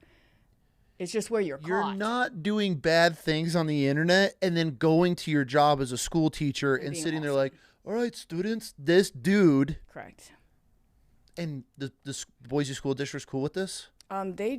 He's in jail. He didn't kill himself because he didn't bring down Boise School District, because he was able to kind of dodge that bullet because the time and space where his crime was caught wasn't associated with the school. Okay. Right? So the legal kind of arena behind that, so the fact that he was pretty high up on the food chain as well. So it's suspicious to me that he didn't take his own life. Perhaps he is a coward, I don't know, but he's being held accountable for lewd and lascivious conduct, I believe, and has been sentenced to, who knows, umpteen years in jail. Who's the guy that got caught masturbating in like a Costco parking lot? And Walmart as well. His name is Kyle Dennis, and he is the, I believe, younger brother of Kobe Dennis, who is the former superintendent of Boise School District, who retired the year that I was suspended because he didn't want to probably go out in the, blaze of glory with Laura Boulton taking him down. Or maybe he just wanted to retire. This guy is still a basketball coach for boys in the Boise School District? No, I believe last I heard from my contacts inside the district, the Ivory Tower, he works at what teachers in the district call the book warehouse, even though we don't have any books. So I don't really know what the book warehouse is, but I'm thinking it's where they stash away people with six-figure incomes that still get to contribute to their retirement, unlike myself. So you're telling me this guy that got caught masturbating in a Costco and Walmart parking lot is still employed by the Boise School District? I believe so. Make it make sense. He's related to the highest level of individuals in that school. Parents, Yeah. parents, for the love of God, please, your voices need to be heard. If not now more than ever. Like, what are we doing? Yeah. Okay, so this is why we're having this conversation. Yes. Yeah, so he's pretty well protected. Because of his brother. Right. Well, his father has a name on a building. That's the tech school, Darrell A. Dennis. Okay, this makes sense to me. Mm-hmm. This makes sense. It's the monarchy. What the fuck is going on? I'm sorry, pardon my French, but God bless. All big organizations I metaphorically equate to like a monarchy, right? And monarchies can be good, and monarchies can be not good. And monarchies can be open, and you can marry a commoner. And monarchies can be closed, and we keep it inbred with hemophilia. Which is what the Boise School District is doing. You have a lot of common sense. So it is, So all this information is, again, on the internet. You could look it up. But yeah, that's we live in a day and age where everything is provided at your fingertips, but yet nobody does anything. Well, there's a lot of noise in the world. I think there's a lot of noise in the internet. Yes. I think we're all suffering from trauma in a lot of ways. If nothing else, we don't have the gumption to just like pull up our bootstraps like a good old Marine and get on with our lives. And we're overwhelmed, right? We're underfunded, we're undereducated. It's the perfect storm of like ignorance and depravity right now. And it's terrible because I think Americans deserve better, and it starts with education and it starts with our children. Yes, I 100% will agree with you on that all day. Okay, so you have been suspended Twice at this point, or twice total? Twice total in Boise School District, never ever before. And you ended up fighting those and got brought back each time, correct? I was suspended on Wednesday, April 11th, 2018, after causing a ruckus at Bora for about a week. And the ruckus was reporting sexual assaults on... In this case, it was when they shut down the refugee program called the Bridge Program, because I was fighting for my new American civil rights to an equal education, because Mohammed doesn't speak English, and you're going to put him in Algebra 2 because he's 17? Really? This is what the Boise School District's deciding is the best option That's what for they these? did starting 2019. Okay. So, not to get super into that program and the depths of it, but this is a program for kids that are coming here, immigrant parents, trying to live the American dream, which I fought for that freedom. You did. Thank you for your service. And so I support this. Thank you. I feel we have the ability to have the greatest country in the world, politics aside, the fact that you could come here, for crying out loud, here next month you're going to have the title as doctor. Yes. You came here as an immigrant. I, as a veteran of this country that have been deployed all over the shithole world, I feel that's one of the greatest things that we have and we offer is the ability for somebody to come to our country and live the American dream. If they do it the right way, I 100% support it. Those are the innocents you went to go save, and they're here now, and we need to give them an opportunity, because if we don't, we're just going to end up building more prisons. Yes. So then the Boise School District pulls this program, which is this is one of those expensive. Doesn't affect me, so I don't care about it programs. I got my perfect kid in class. They can speak English. They can listen. They can read or write. Sports. They didn't cut anything else. So they removed this program. You stand up for these kids because now they're just throwing these kids to the wolves in these classrooms that are coming from third world countries, probably a much slower learning curve, and now you're throwing them in the Algebra 2. Okay, and you stand up for them, and that's what got you suspended the second time. That's correct. Okay. The first time. That was 2018. The first I know, it's time. hard to keep track of. The first time. Yes. Okay, so you fight that. Clearly you got brought back, or did you get transferred schools? I was forced transferred because when they dissolved the program, I was in charge of a staff. So I was the head of that program, and I had a staff of 15 teachers, teachers aid, paraprofessionals, if you will, and a counselor that I worked with. And so when they dissolved it, obviously we all needed to have jobs elsewhere, and we're guaranteed that if we're tenured. So tenured means that once you work 3 years for most of the school districts in this country, your fourth year, you're basically like secured that job. There's a little bit more job security.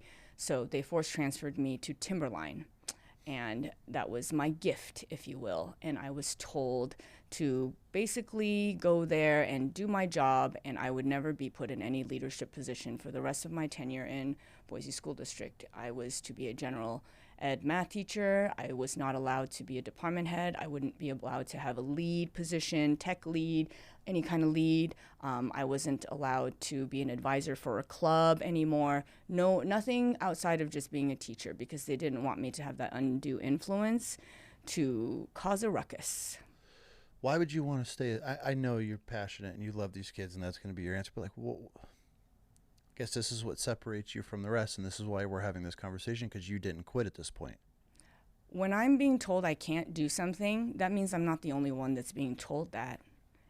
And once you start telling more of the people in my ranks, that's why we have the problem we have in America. And once you tell me that, what's going to stop you from telling kids they can't? You don't get to tell a kid what they can or can't do. They get to figure that out for themselves. So don't you dare tell me as a grown woman what I can and cannot do, because I understand the Constitution and what my First Amendment rights are.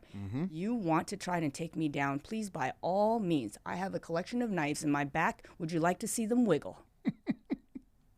Hey, this is, I guess I'm spoiled because my wife, God bless her, she is torching everything to bare earth if this type of situation is presented to her. There's no quit because of how passionate she is. So I respect this, because a lot of people have the fear and they worry and they just go with the flow and they end up getting shoved out. But unless people are standing up like you and Ms. Chung, this is just going to continue on forever. This is why I want this platform to have a voice. I appreciate that a lot. Yeah, okay, so you get suspended the first time. They transfer you schools. You're told you can't do a number of things. You're just going to be a regular math teacher. They've pulled all of your extra rights and tenure and everything from you. Opportunities away from me. Yes. Every opportunity stripped from you except for you being a teacher.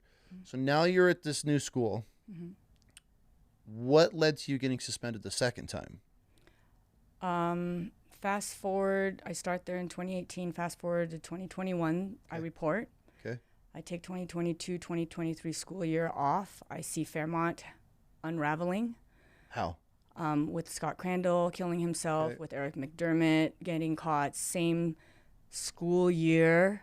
And then I come back to work fall of 2023. During the spring of 2023, the district tried to basically ask me, hey, you want to come back? You don't have to. We'll give you like a little bit of money, which was like 2 months' paycheck. Okay. And I said, no, thank you. I will be back because I love my students. And the sophomores that I left, it's their junior year. I want to come see them graduate as their seniors. Okay. And they were probably not very happy to see me sign that letter of intent to return.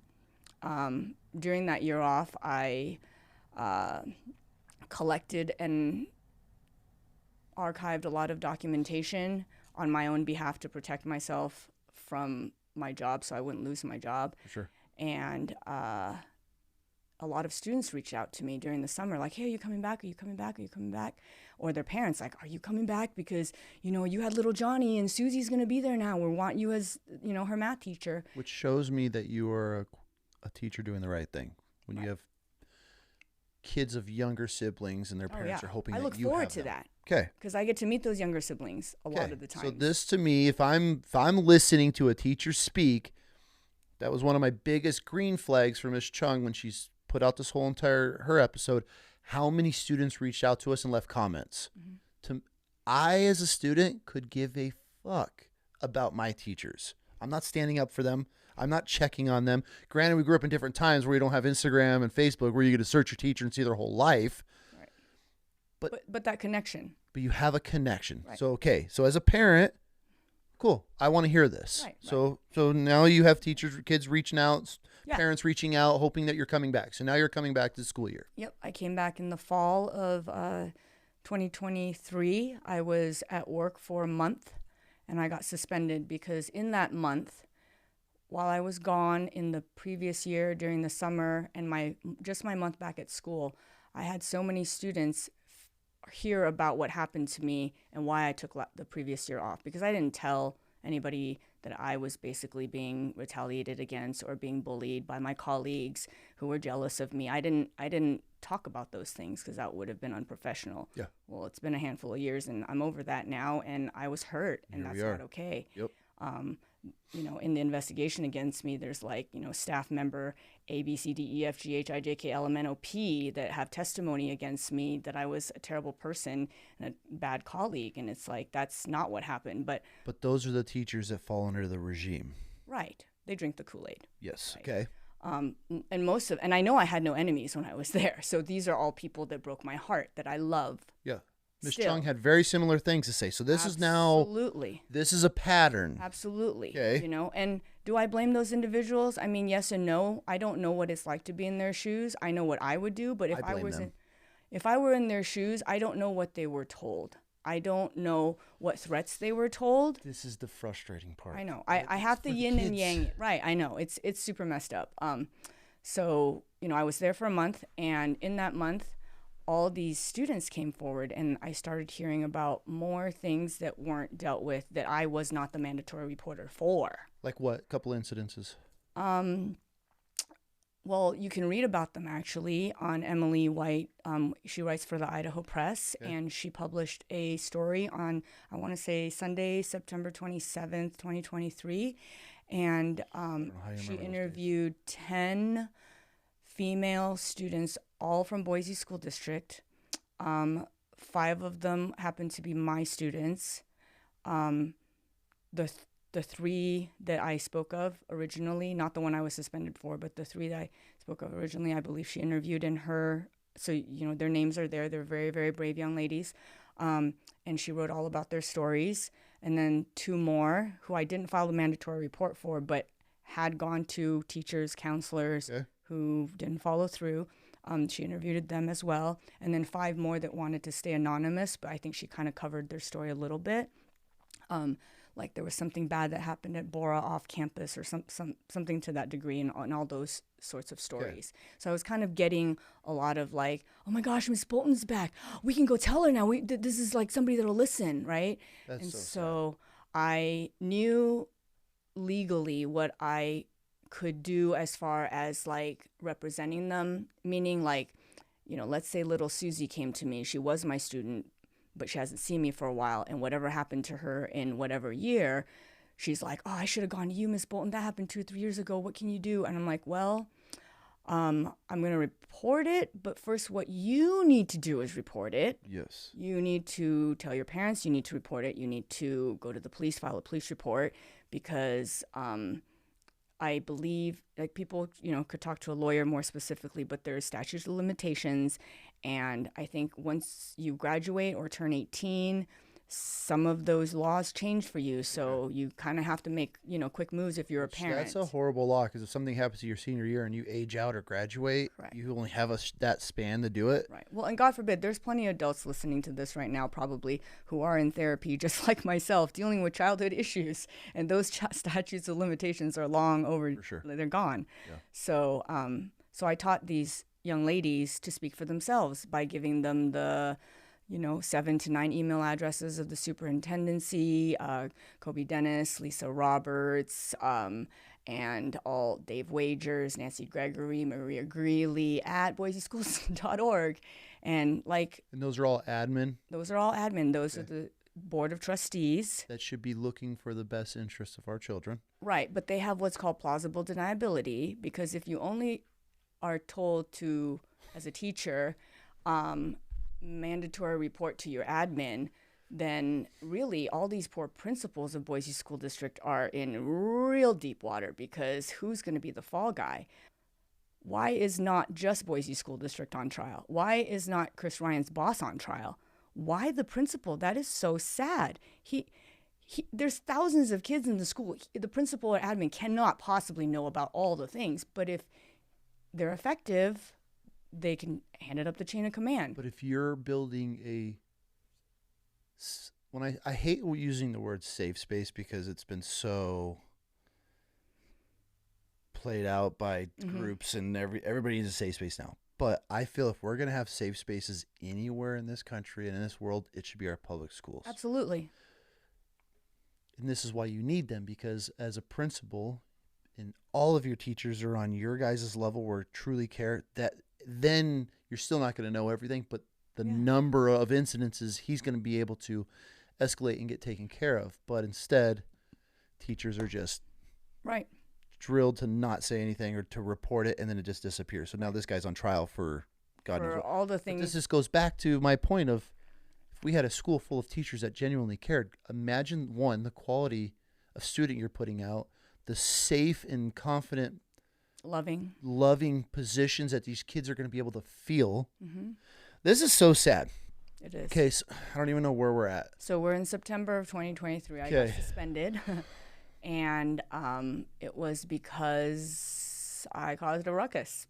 By helping these almost dozen young girls help find a voice, and then you provided emails to email the school district, and that's what got you suspended.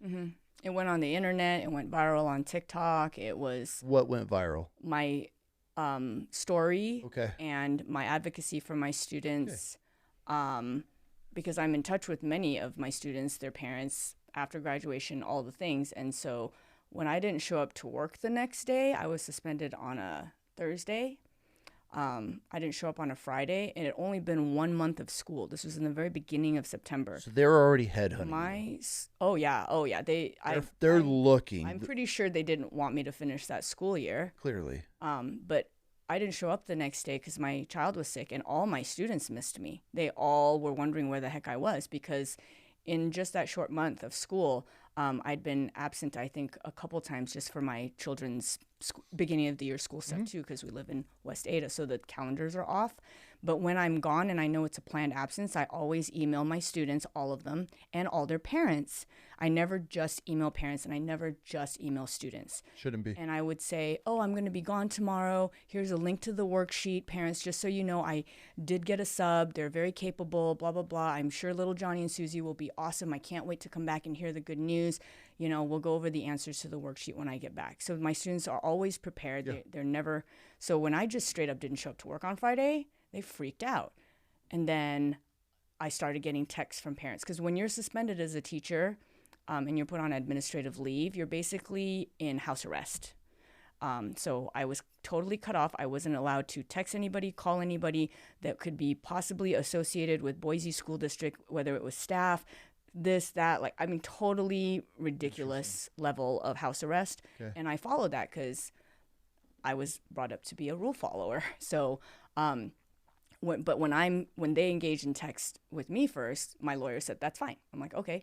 So I get, Mom, Mrs. Smith, going like, hey, Johnny says you didn't show up to school. Are you okay? Are you sick? And then Monday rolls around, I didn't show up. Tuesday rolls around, I didn't show up. Wednesday rolls around, I didn't show up. Thursday, there's a protest. And I find out about it the following week. Protests of students or parents? Students and parents Are protesting you? my absence from the school because the school would not give the public answers as to why I was gone. And there was a protest of about, I want to say 300 to 400 students across the street from Timberline in end of September, beginning of August 2023. You had 300 students plus show up to protest you in support of you for being suspended. That tells me all. If I'm a dad, you've dealt with enough dads. Most of us care. Most of us just don't give a Mom, you got it. Yeah. Most of you have great wives that do a great job. 100%. But as a dad, and oh my God, over 300 students showed up to protest this, I'd be like, what's going on? Why? Right. She's an incredible teacher, clearly. But So that's a huge statement. But why is she being suspended? Well, if this teacher is so great, why did she get suspended? For standing up for girls that have a voice. Make it make sense. It makes sense, right? Yeah, I didn't find out about the protest actually until Wednesday night. Oh, after it already passed? No, before it was going to happen on Thursday morning. Okay. Because the students are the ones that pulled it together for me, and I didn't know that they loved me so much because I'd only been with them for a month, and I didn't realize that I could make that much of an impact. Good for you.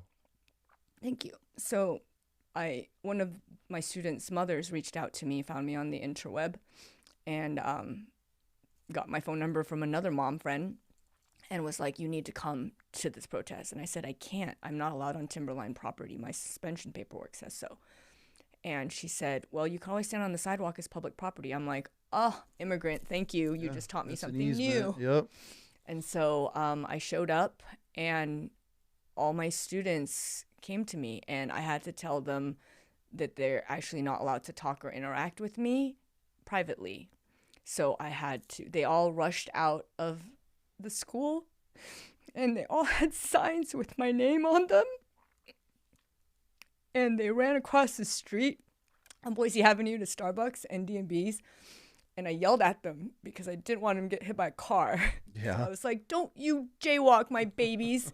You go down you go to Apple and you cross the street. You go to that sidewalk by DQ and you cross that street. And they did. They crossed back because that's what I make my own children do. Yeah. You cross back and you do it the way Mama says you do it. And they walked and they were causing a ruckus. And the administration came out, other teachers, the news media was there. And I could tell there was a lot of negative energy, and I didn't want to breed another January 6th event in my name, because that's not what I'm all about. So I got fearful that the students would harm themselves or each other or use their voice incorrectly, right? Yeah. And then I saw a bunch of police show up in squad cars and motorcycles, and the amazing SRO at Timberline was there, and some of his colleagues from BPD on foot walking through the crowds and stuff. And I was like, oh, this is making me feel really uncomfortable. So I rallied the kids together and we started chanting, "I love you," really, really loud, over and over and over and over again. And I asked them questions like, "Do you know why I'm here today?" And they said, and I said, "Say why." And they're like, "Why?" And I said, "Because I love you." And then I asked, "Why am I here?" And I made them repeat, "Because you love us."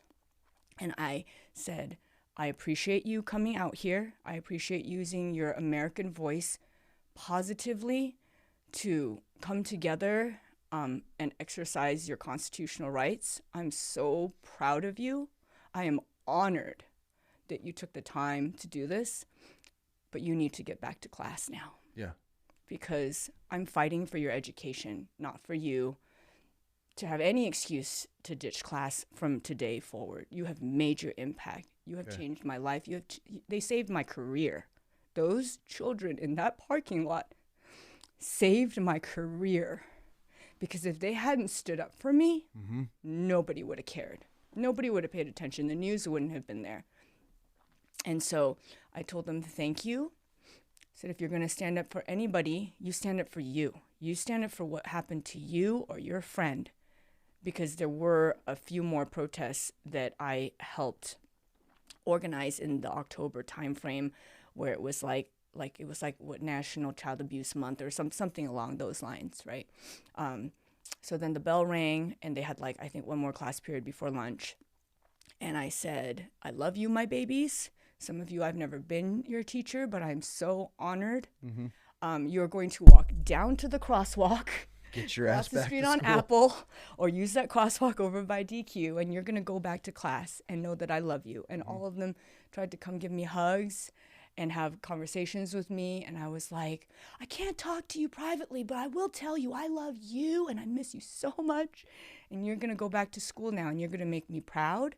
And you're going to remember when you're a mommy and daddy to protect your child, to stand up for yourself. Because we need to focus on the future. I don't think change is going to happen tomorrow or 2025, 2026 perhaps, but maybe in 2030 something, when all these kids have kids. I mean, I have students in my life that I have the privilege to call my brothers and sisters now, who were my sons and daughters from Centennial. They're 35 years old now, and they're having babies. And these are some of my best friends that I met when they were 17 years old, and I've become a family member to them, to their mothers, to their fathers. And I focused on that day. I said, go home, do me a favor, talk to your mommy, talk to your daddy, call your aunt, call your uncle, call your cousin, touch base with your grandmas, your grandpas. You tell them what's happening. You tell them what's happening right here in Boise, Idaho. You tell them about your schedule, how you're doing in school, your concerns. If you're not old enough to vote, you go talk to an adult member in your family and you tell them, I need you to vote this way because I need a book in school.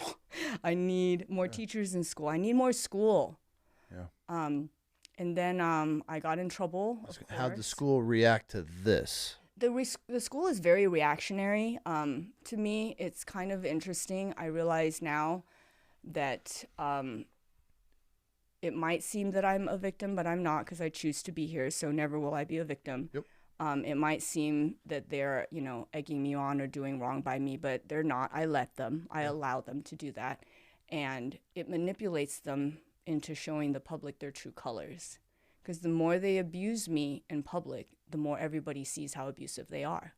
So I will guarantee you, Bam, that after this airs, I will get some sort of something. My lawyer will receive something. I don't know what. My latest reprimand, if you will, which was dated 2 days ago, was an email from the district's lawyer, the gentleman who met with the young lady by herself, the gentleman who sexually harassed me in 2018. He sent me a letter that said he would like me to take down the Boise School District logo from my website. It's a copyright. You got sexually harassed by this guy? I did, yes, and I filed He's an attorney? charges against him, and I filed with the State Bar Association against him. I've spoken about it on the news. I've talked to him in person. I have an apology recorded that he gave me. So it's a lot of murky water under the bridge. So It's personal. He's made it personal. this is the attorney for the Boise School District. Correct. Has sexually harassed you. Correct. And he's In front of my husband at the union building with the union president and vice president in attendance during my investigation of how I behaved at Bora in 2018. What was the incident, just real quick, if you don't mind me asking? What was the sexual harassment incident? Yes. So when a teacher is suspended, there's an investigation, Okay. and the investigation is usually run by somebody of a legal, background, usually a lawyer, perhaps a judge, mediator of some kind. So he was the investigator, and after the investigation, the protocol is that there's usually a summary written up, right, of like what he found, his findings, if you will. Mm-hmm. And in his findings, I can't go into those details because they're semi-confidential because they involve kids and staff members. But in regards to my own self, his first sentence painted me like I was a whore, basically. He said, met with Laura Boulton and her partner and listed the two names of the ladies. And Mrs. Bolton was inappropriately dressed in a tight, short dress and sparkly makeup. She brought flowers and stated that it would make the mood more romantic. Those are all direct quotes, more or less, paraphrasing. And that's not why I brought flowers or plants. It's because in my culture, a gift is how you start a relationship in a positive way. You brought us a gift today. I did. I brought you a plant, a Chinese lucky bamboo. So I brought 2 plants that day, 3 perhaps, one for each lady and one for him. But evil doesn't always see gifts. No. Right? Evil sees evil. So he wrote that, though, like on personal paper. It's in my personnel file. Okay. In like forever, for all to see. At first I was like a little offended, but then I realized, oh, I'm not a whore, so it's fine, right? And it shows his true colors. This gentleman fascinates me because of what I've heard, and this Yes. is just my opinion. Fascinating. He's a very fascinating, not very intelligent lawyer by some of the things that he's coming after people over, which are so blatant. They have the evidence. There's black and white. There's no, and I'm speaking on Ms. Chung, of the things he's accusing and like what they're going, tampering when the school is the one that's teaching her how to, it's almost, he's the henchman that would carry out the execution, that he's like their little pit bull. Is how I take it. And this guy's probably going to come after me and fucking we can tango. But his actions are very irrational and immature to me of how he's going after people. So this is hilarious. I've already built this image of him in my mind, my opinion, of who this guy is. And then now the fact that you're saying this is the little dweeb that's attacking these teachers and driving these women out. Yep, and we all happen He's the to pit be bull. women, actually, which is a fascinating pattern that I knew it, but now that you say it. It's all women. This is my common sense conspiracy. So this dude has either been hurt, somebody's been hurt along the line on the Boise School District by powerful women. Someone has been embarrassed. Someone has been checked, put down, denied, shot down. Something is rooted somewhere in the Boise School District by a strong, powerful, not being able to control, you have your own voice type of woman. Mm-hmm. And now they attack them. This is their little pit bull, is their attorney that goes after them. Well, the strange thing is the current superintendent is a woman, and one might think, yay! No, not at all. Women are the worst haters on women. Women hate women more than anybody. Especially if you have power, you have confidence, you have a voice. Women are women's biggest putter downers. enemy is when it comes to this type of stuff. I mean, once some women unfortunately reach the top, the extra leg of their X chrome falls out and they become a little bit more Y chrome, if you will, right? Yeah. And so that's sad. It's power. Me. Not like a man can't be empathetic and kind and loving as a leader. Absolutely. There's many, many, many that are. But that's not our strong trait. But that's not right. And so this makes it even more fascinating to me that you have a woman, which we talk a lot about here. I'm a girl dad. I want to see my daughters running their own business, running a Fortune 500 company one day, raising a family. They could be whatever they want to do.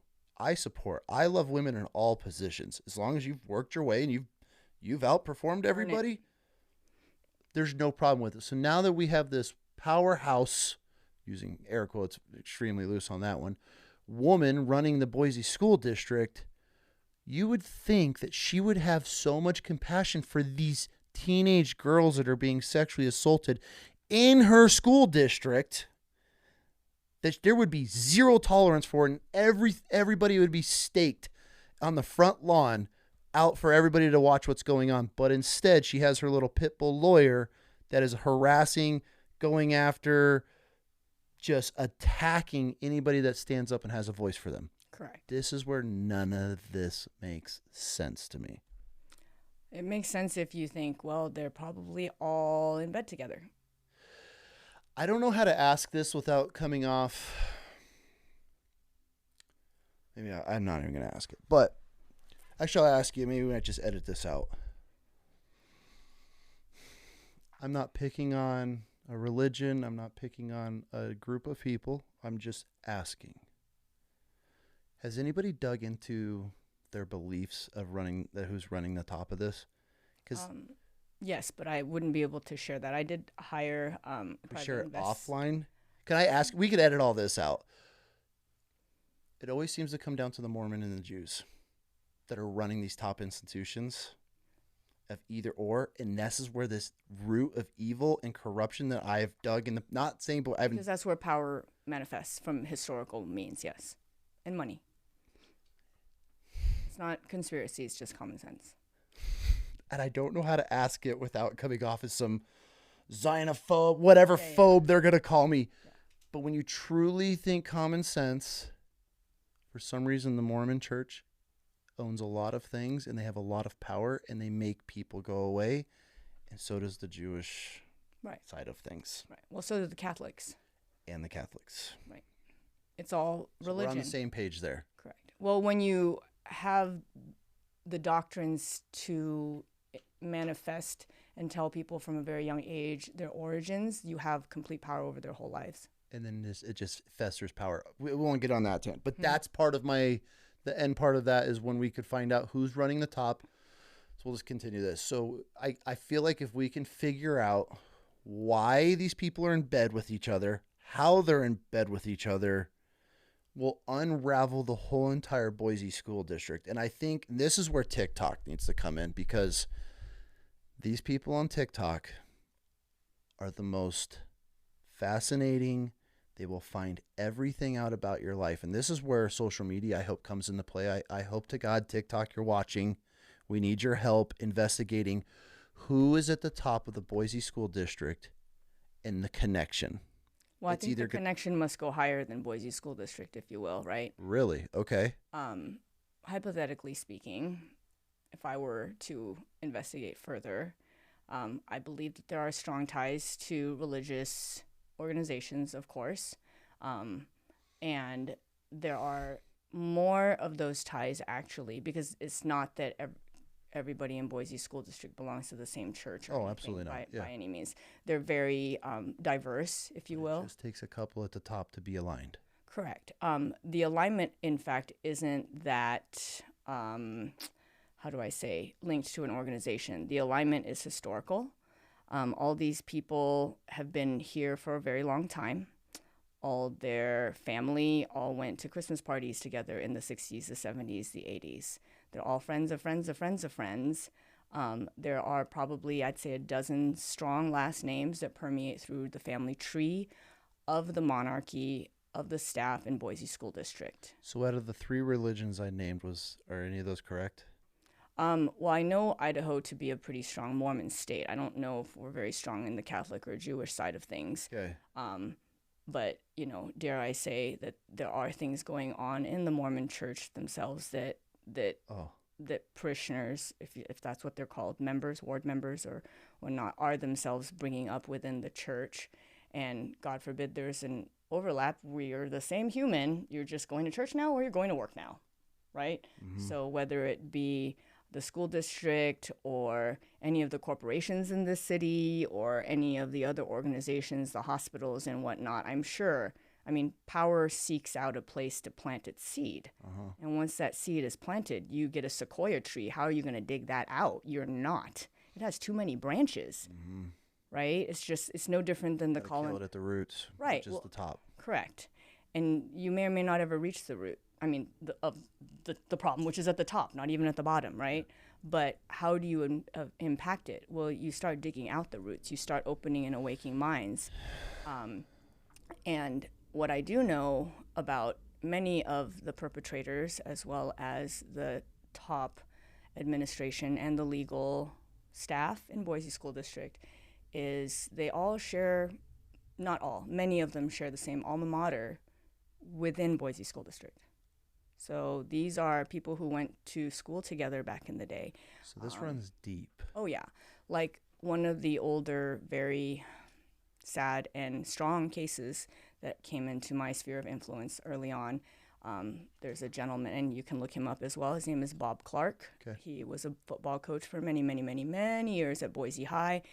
And he liked to have a new person in his life every year of school. And he was never caught until 2023, 2024. And I believe that case is probably somewhere in the works.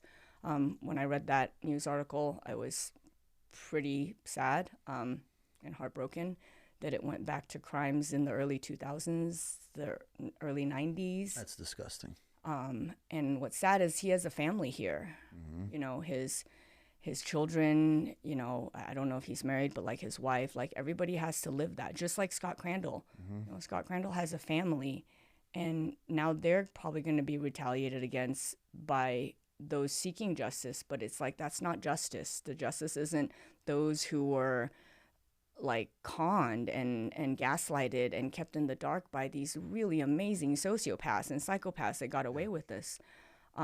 Because they were part of some larger organization. Who knows, you know? Like, I call it the Brotherhood because it reminds me of Fight Club. Like, we don't talk about Fight Club, right? Yeah.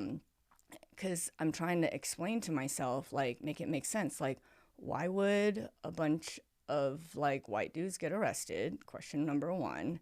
And then why would, like, half of them or more take their own lives when the police showed up? That's really weird. That doesn't happen in history. That's suspicious. That seems like maybe the oath of some brotherhood, you know, like, because, like, They're willing to go down and not take the people running it. Or, yeah, right? Like, because you're going to be revered by your homies that you leave behind, right? You're not a narc, so good for you, right? You get to go down in glory in some fashion. I don't know. What religion, culture, though? I mean, you're. Yeah, I think that is the religion, right? Okay. Some interest span. There's religion. my aha moment. Yeah. Okay, I'm tracking. Right, and there's things happening at the top level of the government that I hear about. You know, where we're trying to like lower the age of consent in certain situations. I heard that in the South, like you can be like 18 years old and get married and give consent for this and that. And like, it's just cultural shifts are fascinating to me anthropologically, right? Like in my culture, circa 100, 200 years ago, I would have married off both my children already. Yeah. And my foot would be about 3 inches thick, broken and bounded for life, not be able to walk. Really, if you're going to be real, I would have ended up in a trash can dead because I'm an Asian female. So just kind of happy to be alive, living the American dream right now, trying to make it so that weird things from history don't come back as norms. Yeah, 100%. That's it. This is where the corruption starts. This drives me nuts. So we take one of Miss Chung's posts and we talk about the pedophilia in the school, and for some reason it automatically turns political. Mm-hmm. Well, underneath Trump's administration, and it's like, well, let's back up. This has been going on way before, and I'm not defending any party because, and I've made it very clear on this podcast, I am team fuck the government, because as a whole, if they truly cared about us, we would be seeing some major changes. So this isn't a left versus right matter. Nope. This is a us versus them matter. Good versus evil. It's good versus evil, which is a huge lesson that we teach our kids. Like, why does this? It's good versus evil. So it drives me nuts when I watch us trying to put out something to bring light to the pedophilia that's going on inside of our school districts, and it turns Republican versus. Well, people want to divide and conquer. In as long as we are fighting in the trenches with each other over Trump's administration, Biden's administration, Obama started this, it's happening. Right. Grown-ups are idiots. We fight about stuff that doesn't matter. This is where we're at as a country now. Instead of them being like, yo, who gives a shit when this is happening? It's happening. So why don't we all band together? Because you might support whatever you want to support. I'm going to support whatever I believe in. But why can't we both come to the agreement that our children and their health and their mental state, physical state, everything that comes with being a young, growing, developing child need to be protected? This is where it drives it to my core. I want to just be like, you fucking idiot. Like this isn't about a left or a right. It's good versus evil, and we're the good trying to help. Like this is the evil. And it's just so sad to see this because we're distracted. Yep. Biden did Delay, this. Trump did deny, discredit, distract. Yes. So it's easy to control people when they're stupid. 100%. So ergo, let's not educate them as much. Let's pull public funding and let's close down things that take care of children. That seems like a great idea. Yeah. And so then we have what we have today, and it makes sense if you're at the top of the heap and this is what you want to happen. It only doesn't make sense to those of us in the trenches until we stop and say, okay, this is pretty diabolical. Everything is on fire. Somebody planned for this. Who planned for this? Or who, plural, has planned for this? Whether it's my little fire over here with Boise or somebody's little fire in Arkansas or somebody's little fire in California, because these cases have become an epidemic in this country. For sure. I grew up in Redlands, California. The semester that I was suspended, a teacher there at my alma mater was also arrested and suspended. But as I followed that news story, everything happened the way it should have happened. Now, I don't know about the teacher that reported them. I have no idea. Hopefully, everything is okay. But at least what was supposed to happen to the perpetrator happened. At the same exact time, triangulated in my life, the institution that I attend to get my doctorate is online. It's the #1 Christian university in America. In my belief, I love my university. It's Liberty University. They're doing a great job, but they had made big mistakes in the past as well. And they published a story, I believe also in 2023, when I was suspended, or maybe early 2024, that they were sued for, I want to say, billions of dollars of all this type of stuff not having been dealt properly in the past. And there were press releases like apologies by the administration at that school, like taking accountability, like, yes, maybe I'm sorry is not enough, but it's a start. Yeah. At least you're admitting you did You're something acknowledging wrong. it. Right. Okay. It's not enough, but it's a start. It's a start. And then, hopefully you guys, the perpetrators, these organizations realize these children's lives are ruined forever and they're going to need some financial assistance. Yeah. You better dig deep. So it's all over the country. You just Google it. It's all over Oregon. It's all over California. All the 50 states have this issue. Scary. It is. So back on track. Now what's going on? Where are we now with you? So I was suspended all last year, and then I filed a tort claim in the spring. A tort claim, I have learned, is like a precursor to a lawsuit. It's basically like a shot off the port bow, like a warning shot, like, hey, I'm gonna sue you, maybe eventually if we don't work this out some other way.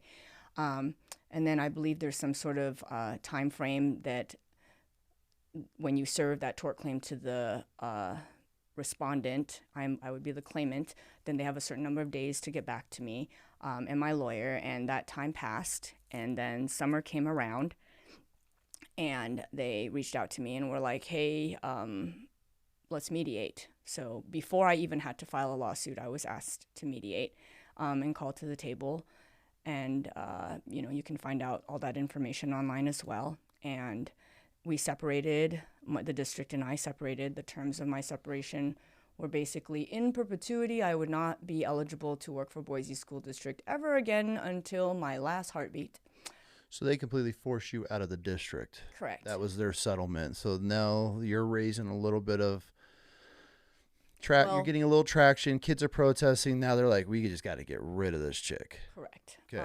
Their plan was ineffective because within the next breath, they handed me $400,000, which made them look guilty in the public's eyes, even though I'm the one that lost my job. But my dream job, by the way, teaching is my dream job.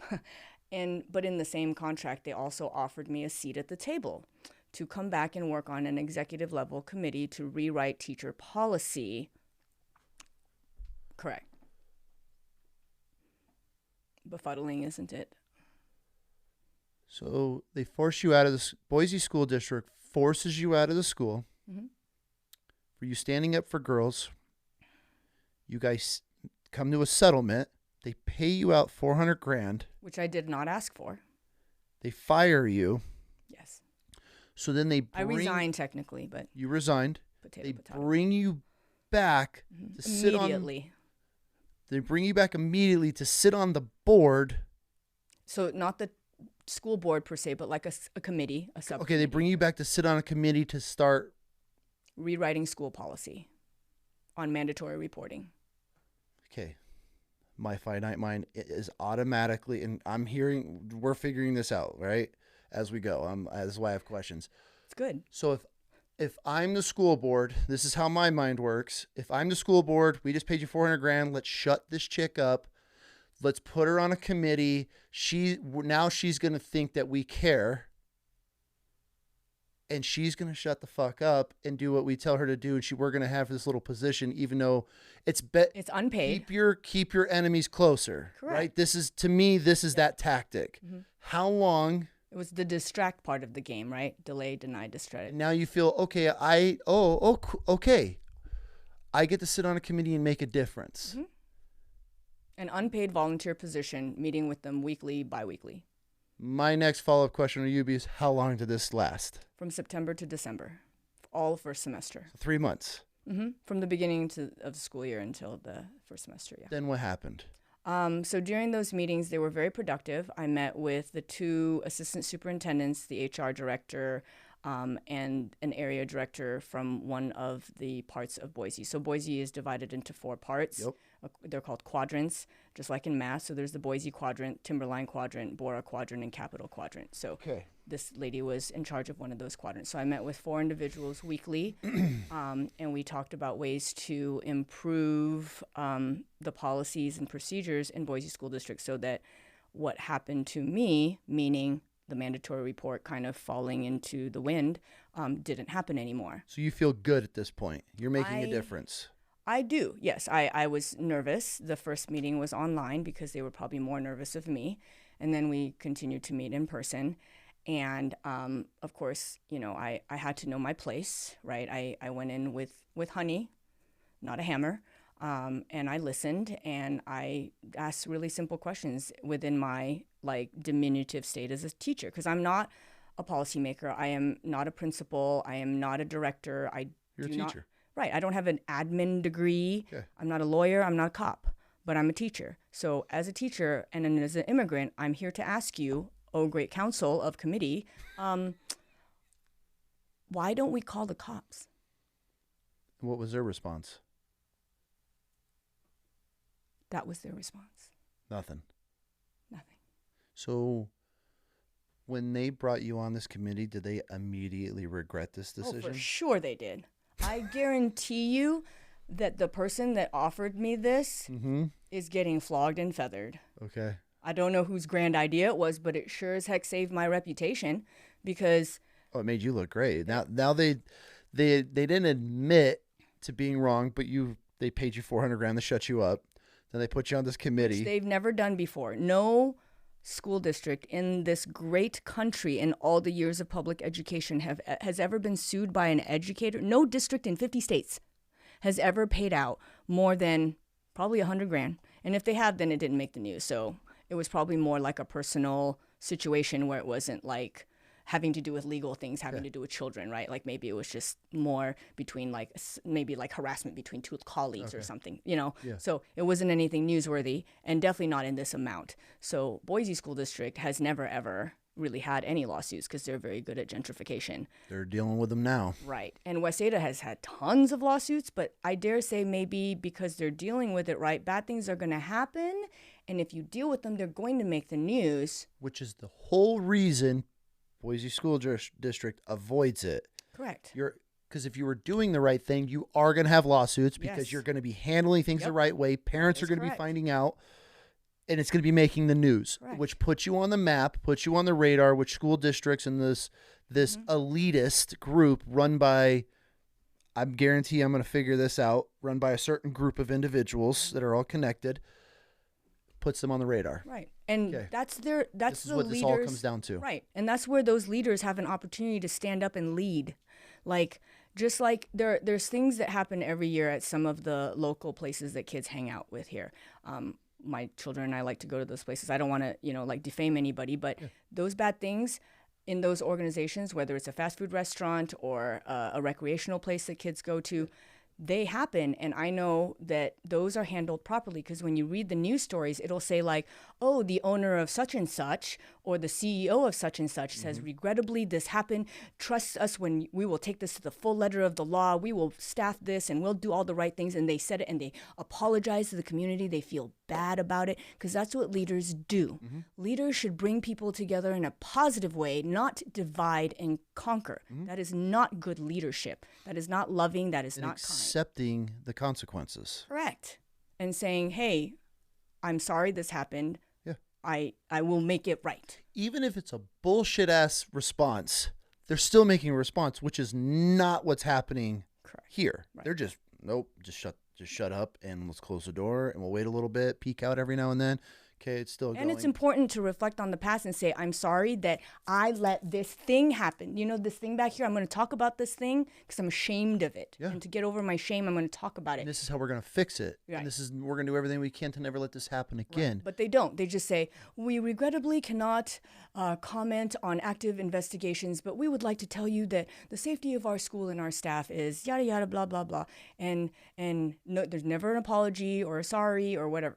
Maybe not never. Maybe Never admit to guilt of any sort. No, because that opens up to litigation that can be used against them in testimony. Then they don't have plausible deniability anymore. I mean, there's just so many rabbit holes that leads. Totally. Okay, so you get brought on to this committee. You're there for one semester. I get access to all the things. I get all the files that teachers are trained on. I get access to all the videos that they watch. I get access to all the draft and official copies of the student handbook, the board policies. You can find most of them online, but I get like their copies emailed to me because I have to help find the holes. Which I feel this is a huge mistake on their part. So then I identify those holes and like a good Asian math teacher and student, I do my homework for them. And I say, here are all the holes. You need to fix them. And it's so easy. It's like 3 steps. Call the police, call CPS, then let the building administrator know. Okay. Super easy. Just erase all the other stuff that you have and stick to those 3 lawful things.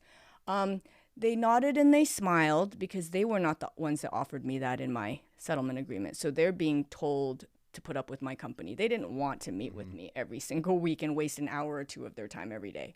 They definitely didn't. They were very kind individuals, right? Very professional. But they're just doing their job. They're just doing their job. They were told to basically hang out with me and spy on me, perhaps. Yeah. And I gave that to them, and they said, well, you know, in order to make board policies, the board has to vote on it and da-da-da. And, you know, we'll have to vet the documents and it'll take us all summer. And then, you know, we'll probably look to change things for next school year, 2025, 2026. I said, cool, golden. That's awesome. The momentum's started. Rock on. Yeah, let's do it. You lit the fuse. Cool. I did the thing. That's awesome. Now we're good, right? We're good. I'm here. on Victory Road, walking into the admin building. It's December. Merry Christmas. I got them Christmas presents. I got them presents when I went to Hawaii with my husband in October. It was all, I brought them plants. I'm sure that office was full of bamboo, just everywhere. Every window's got bamboo in it. Right. I mean, I don't have a beef with any individual, right? Like, I don't, system. right. I don't burn bridges. I build them. If somebody wants to burn them on the other side, there's always a half a bridge there. Mm-hmm. I'll leave it open. Mm-hmm. Some people I won't, but some people it's still going to be there. Okay, right? I worked hard. And so then Merry Christmas, Happy New Year. We come back. January rolls around. Everything's good, right? January 10th, Gavin Snow kills himself when the police arrest him. Try to. I don't know. Somewhere in there. Showed up to his residence, and I think something. he, Yeah. He, I don't know if it was residence or school. I don't know what the weapon was. I don't know the manner in which people can Google the name. did the They'll thing, figure right? it out. But it sounded a lot like the Scott Crandall situation. There was also a situation, actually, this September, October, I was suspended in 2023. There was another teacher at Fairmont that took his own life, but nothing has ever connected him to any wrongdoing per se. But that's still, like, obviously it sucks to be, like, mental health sucks if you're an educator. Why? Why did that guy kill himself? Tell me, right? White guy. Why did he kill himself? Maybe he's holding secrets. Maybe he didn't do anything wrong. Maybe he's just so morally distraught. I hate to assume because right? suicide's such a horrible thing. It is. It's the worst terrible. way out.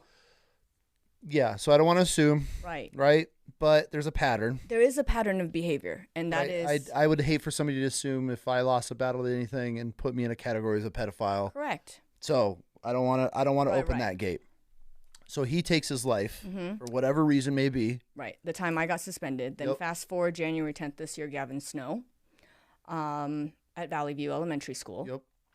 And I immediately was like, I think it was on a Thursday or Friday, the news aired a broadcast and wanted to speak to some parents at Valley View Elementary School. And I have lots of mom friends in this district now. I have lots of new brothers and sisters in my life, and I have always stood by the fact that I am not a really big fan of being in the media. I appreciate the opportunity to be a voice for this community. However, I'm putting a pretty big target on my forehead and my back, and I do care about my family and my house, and you can find where I live if you just Google it. So am I safe? Not really, probably. But this is what it takes. It is what it is, Yep. right? So I did what I did, and I went back on the news after being not on the news. So after my settlement, I was on the news in August, just to kind of set positive intentions moving forward. Like, I'm going to be on this committee. I look forward to it. I was told in my settlement agreement that I am only allowed to use the word that we settled and parted ways amicably. And it was absolutely truthful up until December, until another pedophile killed himself. And that's when I was like, aha, I believe I can call it a pedophile sex ring now. I think there's a good pattern of behavior. And I got in trouble for using those words and going on the news, on the sidewalk, in front of the district office. I have a, what's it called? Notice of trespass, which is basically like a no contact order, restraining order, if you will, against me, myself, and I, singular entity, Laura Boulton. I'm not allowed on any Boise School District property until the year 2027 because of the ruckuses that I cause. So you were on this committee when the light bulb goes off. You now have enough, I don't want to say evidence, but pattern of history with the teachers inside the Boise School District and how all of these teachers are all of a sudden killing themselves when stuff gets brought up, which is very suspicious, to believe that it is a pedophilia sex ring. Yep. Run from the top. In your opinion. I don't know if it's the top, but it's definitely above me. It's above the teachers. Probably So involves some of the teachers. Where does it go from here? Is this it? Like you on your with your voice and educating the parents? This is one of my biggest problems besides the teachers not standing up are the parents. Now I have a problem, major problem, and I'll die on this hill, that if you're a parent and you know this stuff is going on and you're not standing up for your child, you are bottom of the bottom for me. Yep. But at the same time, there are so many parents that just send their kids off in trust that we're sending our children to. Well, and that trust gets violated and betrayed, right? Constantly. And when we are violated and betrayed, sometimes we continue to live in denial because we don't have the strength to deal with it at the time, or we become outraged and then we seek help.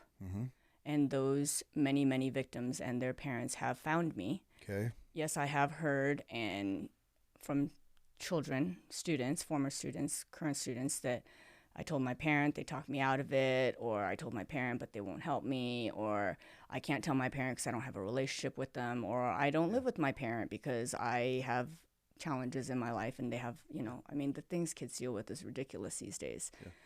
So it's so sad. So that, that being said, there's a lot of... And those are the parents and the ones that just have no idea, and they just might not be that parent where they just fully trust, or they're just blind to it. Right. This is the point of this, because I hope to God that they're sitting there and somebody sends them a link, they come across the clip, whatever it may be. This is my whole reason for having this conversation, and we have probably other conversations with the amount of people that are reaching out to us with the evidence and everything that's going on. I want to help all these students. Like, I feel like I can save them by absolutely just giving a voice. Well, they need to have awareness. It's just awareness. But the fact of how deep the Boise School District is going to cover up things and blatantly, not just, well, we can't come up with a conclusion of why this happened. They're just blatantly lying about things. Right. If the school district is lying to the parents, that is the only red flag that I would need to see to raise holy hell in that school. There's a lot of parents that, most of the parents that I help are ones that have come forward and they got blocked by the school district. So how is the school district blocking parents, which I feel the parents have the right to everything in a public school? So there's an incident that I know of that happened in an elementary school over on the east side of town to a third grade little girl. I met her when she was in 8th grade because I had her brother as a sophomore the year I was suspended, and became very good friends with the mother. This little girl was assaulted by her classmate in school. All the right things were done. The teacher reported it, the parents reported it, and the parents met with the school district several times. There's recordings of those meetings and voices of current administration in Boise School District saying things to this mother like, oh, well, you don't need to go to the police. We will figure it out. Like, we'll decide whether it's, legal worthy, police report worthy, or whatnot. If we're having this conversation, it's police report worthy. Right. And so there was a lot of stonewalling. And this particular parent that I'm very good friends with is amazingly educated. And I think she just thought that she needed to keep knocking on the door for the school district to do something, because the perpetrator was a child that was also probably 7, 8, 9 years old. And going to the police and having this kid arrested is not usually what adults go to, right? We think we're going to go to the adult in charge of this kid. And that never went anywhere. And there was, I think, 4 meetings of, several minutes, hours each. And a lot of the students that I have helped come forward, those parents have shared stories with me of previous incidences where they went to the teacher or the admin, and the teacher's too scared to take it to the admin, or they do, and then the admin doesn't handle it properly, and they don't suspend the kid when he does something really bad, and then he does something. This is where it should just be a black and white standard. It sucks. It doesn't. It's kind of scary because then you start getting the just people that want to accuse an ex or just fuck with somebody. But this is where, okay, here's protocol. Laid it all out. There's no, oh, we're going to take it to the admin and see where it goes. Nope. You call the cops. You call CPS. You're sitting down with if you're coming to the school with a sexual assault from another student or a teacher, that's important enough for me to be like, okay, we need to have PD now. Everybody needs to hear everything. We need all the evidence. We need to gather, and we need to build a case on this now and start this process. Why is this so hard? They don't have the protocols in place. It's complete bullshit. Yep. Because if they had the right protocols in place, that's what puts them on the radar, and then the parents wouldn't realize what is actually going on under the roof of the Boise school districts. Right? Correct. Yeah. So I'm not even in the fucking school system. We are so far from the school system of the fact that it's taking me to like, hello, parents. This is because we're those parents. We went to an extreme with our children. We were like, loop, not dealing with it. Bye. Like, you're coming home with us. And the sad part about that is if I were you, I would have done the same exact thing. If I were parents all over this country who are homeschooling their children because of COVID and what happened, mental health and whatnot, if something bad happened to your kid, bullying or anything even worse up to what I've been helping parents and families deal with, I would absolutely take my kid out of school too. Absolutely, you're doing the right thing.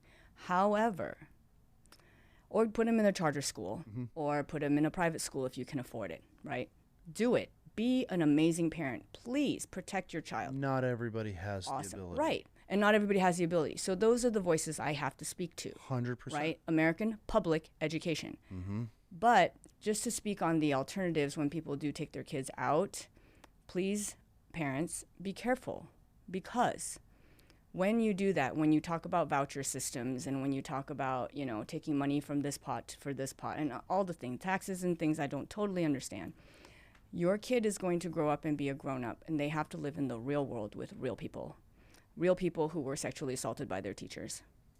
And that perpetrator might hurt your kid as a full-grown person. Mm-hmm. And you could have done something about it by speaking up. You could have helped that hurt kid not be a hurt kid becoming a hurt adult that will eventually, I agree. Right? I agree. And you're pulling funding away. And I mean, I'm a pretty qualified educator.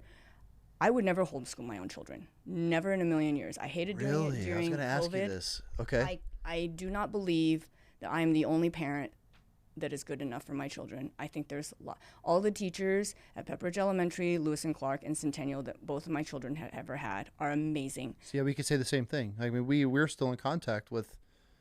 They have teachers that reach out just to check. Like we had incredible teachers because we were right here. Yeah, and administrators. You live right behind the school. Both my girls went to. Yep. I guarantee teachers that we're friends with that are there, and Miss Barnes, and we know all kinds of teachers, right?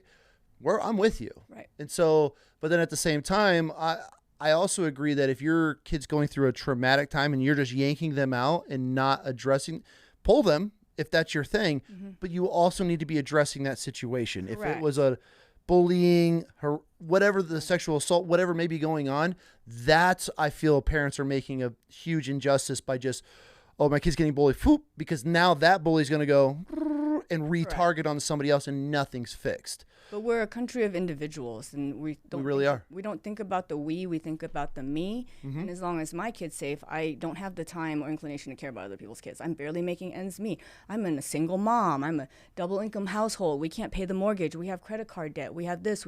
Adults are dealing with so much because of all the grown-up issues that we have in this world, in this country. So it is the perfect storm. And the kids are the only ones that I can truly impact. Like, it needs to be a trickle-up effect, for sure, not a trickle-down effect, right? And so, these kids, they don't have help. Like, we need to give them a voice. Absolutely. And nobody will listen to them. Absolutely. And it's so sad.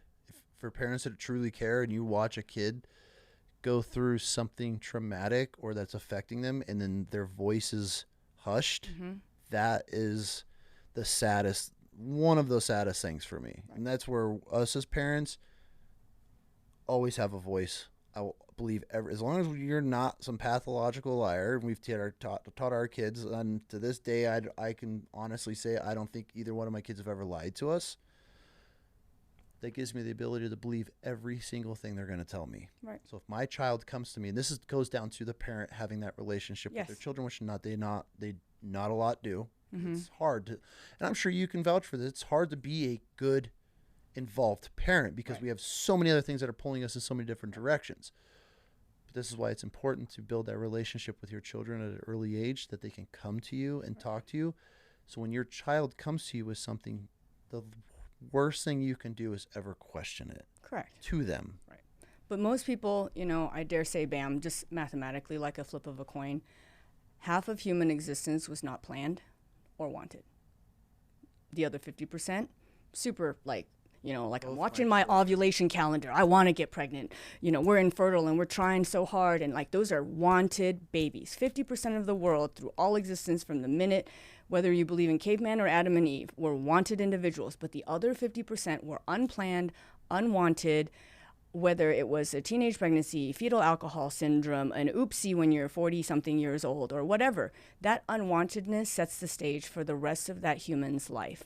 I know because I was not a planned pregnancy, I don't believe, and I'm not particularly close to either of my parents. I am close to them. They're not close to me. Let's put it that way. Well, I mean, at the same time, though, I'll admit this, both of our children, and I will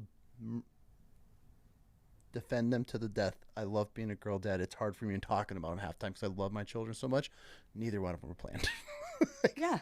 And so planned and unplanned doesn't have to mean wanted or unwanted. Yeah. I mean, there's a lot. I know people that have tried and they finally had a kid and now they hate the fact that they're parents. Yes. You go either way. But I mean, parenting is a gift that is a reflection of us, right? Yes. When our children are terrible, it's because we did a bad job. When our children are awesome, it's because we did a good job. It's super simple. Right? See, I've had people argue with this because that's one of my unpopular opinions. Shitty kids come from shitty parents. And I know that because I have buddies that grew up completely silver spoon kids, grew up in mansion, but they think they had good parents because they just gave them everything. Yep. That doesn't make you a good parent. Nope. A good parent is being able to have that open line of communication, knowing that your kids can trust you when they walk in that door and be able to, hey, this, and this happened to me. This is what I have going on in my life. I messed up. Mm-hmm. Mom, Dad, how do I fix this? That scares me. That's one of my top 5 terrifying moments as a parent is when my children, and they will, because they all make mistakes, when that mistake is made, they do not have the ability to come to me. That terrifies me. Or when a mistake is made against them and they don't even know they're violated, which is the big problem in Boise School District. Okay. I think a lot of students and children in this generation don't know what safe behavior is in relationships with whether it's parents, peers, their bosses, people at school or whatnot. And I recently picked up a book and I met the author. Her name is Karen Brook, and she wrote a book called Safe Behavior, Strange Behavior. Okay. And it's a pretty thin little, easy to read, centimeter thick book with a handful of chapters, and it's written for children. In a mature way. It doesn't get gory or talk about inappropriate things. And as a parent, I would feel very comfortable. I'm going to have both my children read it actually, but it basically identifies like when your friend starts telling you that you can't go to lunch every day with your other friends, that's a red flag. Mm-hmm. Yeah, the book actually is a very plain book, and there's just a little red flag on the front, so it's pretty easy to identify. And she's a great lady. I met her a couple of weeks ago, and she and I will be speaking together at a conference, a political conference actually, on October 15th. And because a couple politicians reached out to me, Commissioner Vicki Purdy and Idaho State Senator Tammy Nichols. Okay. And that's when I realized this isn't about politics or religion. This is about people who care about human beings. Mm-hmm. And we're not raising children, gentlemen, ladies. We're raising adults. Oh, my God. Thank you. I feel like I'm the only one that says that. Yes. Because we were all children. We, from day one in this house, have raised young adults. Yep. Because I personally feel when you're raising a child, the mom, especially the mothers, stay in that, it's my baby. Yep. It's my but look, it was just a couple years ago. Oh, how cute. Yeah. And they forget that you're raising a teenage child now that's never been told no. It's been given everything, doesn't have rules, doesn't have chores, doesn't have responsibilities because they're your baby. Right. Now you're putting an 18-year-old grown child into the world and throwing tantrums, and that's who you see all over the news with the loudest voices. Parents that don't say no, parents have permissive parenting or love and logic type stuff. It's like, oh, all I'm doing is redirecting. We don't want to tell him no. I'm like, well, rapists are told no, and they ignore them as well, don't they? Mm-hmm. So good job. Yeah. Um, So you know, I want to. Is there anything else we want to cover? Because I just have some questions that are they're still on topic, but it's going to take us away from the conversation. Are we good on everything that you? I want to make sure we cover everything that you're happy with. let's see. No, that's pretty much it. We cover. Okay, so you're happy. Yeah. I just have some school questions. Let's just dad questions, I guess. Yeah. Well, actually, so the current status of where things stand. Okay, yeah. Let's wrap that up. Yeah. Sorry. No, that's okay. So Gavin Snow committed suicide. Okay. Right. That was January 10th. He was at Valley View. Okay. He was the paraprofessional for the severe and profound special ed program, which we know what that is now. Yep. For the preschoolers. So we're talking about 3 to 5-year-old little babies that are non-ambulatory, which means they're mostly in wheelchairs, and non-verbal. And if they are verbal, meaning they could talk, but that doesn't mean that they're verbal in the sensical way, where you can't necessarily hold a conversation with them. You're happy they're making noises. You're And very I happy say that they in the can. most polite way. Correct. Well, because the first signs of like speech are the most important, and for somebody that is a delayed learner, whether you have ADHD or dyslexia like myself, or you're a foreign language learner, also like I'm a special ed student by label actually, because I'm an English language learner. I have dyslexia and I have ADHD. So if you're a delayed learner, it just takes you a hot second, a little longer, right? And so when these kids can grunt the ABCs, that's golden. But we still don't label them as verbal, because that is a completely different thing. Plus, they're 3 to 5. Most 3 to 5s aren't verbal anyways. Talking. Yeah, they're right. Yeah. So that was his area that he worked in. And his victims, as far as I know right now, based on the news, are all little boys. And then I found out through the interweb. So I don't have social media. I don't do Facebook or MySpace back in the day or anything like that. No Insta, Tweety, nothing. I have a webpage. It's phoenixadvocacy.org. I have an email address, like it's 1995. It's laura@phoenixadvocacy.org.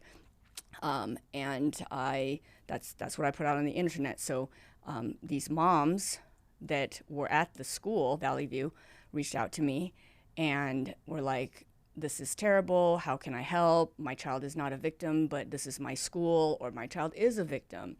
So I have met several of Gavin Snow's I get chills just. families that he has violated their children. And then somewhere along the line, a couple weeks later, I get word that Gavin Snow was at Cynthia Mann Elementary working 2 years previous. So he was 22 years old when he took his own life. He worked for Boise School District for 3.5 years. He was in the middle of his 4th year when he took his own life. And the first 2 years he was at Cynthia Mann, and year number 3 and year number 3.5 were at Valley View. So he started at 18, straight out of. Started straight out of high school. He graduated from, I believe, Capitol High School. Okay. His family members are staff members in the district, and they got him a job at Cynthia Mann Elementary School, where that particular principal actually was married to a perpetrator on my list, a female perpetrator. So the principal is a gentleman, if you can call him that, and he and his staff are closely related to Gavin Snow. So he gave Shocker. So he gave Gavin Snow a job there, correct? And Gavin worked at the preschool program as well. Again, everybody can look this up on Google. Public information. I was also told by members of the athletics program, like parents of children, that he also coached at Cynthia Mann, like whatever sports they have going on there. And then for some mysterious reason, I'm not sure why, he was transferred at the end of year 2, beginning of year 3, over to Valley View. Now, he might have wanted to transfer. He might have not. Maybe there was an issue. Who knows? We will never know, right? Because that's HIPAA, FERPA, personnel file stuff.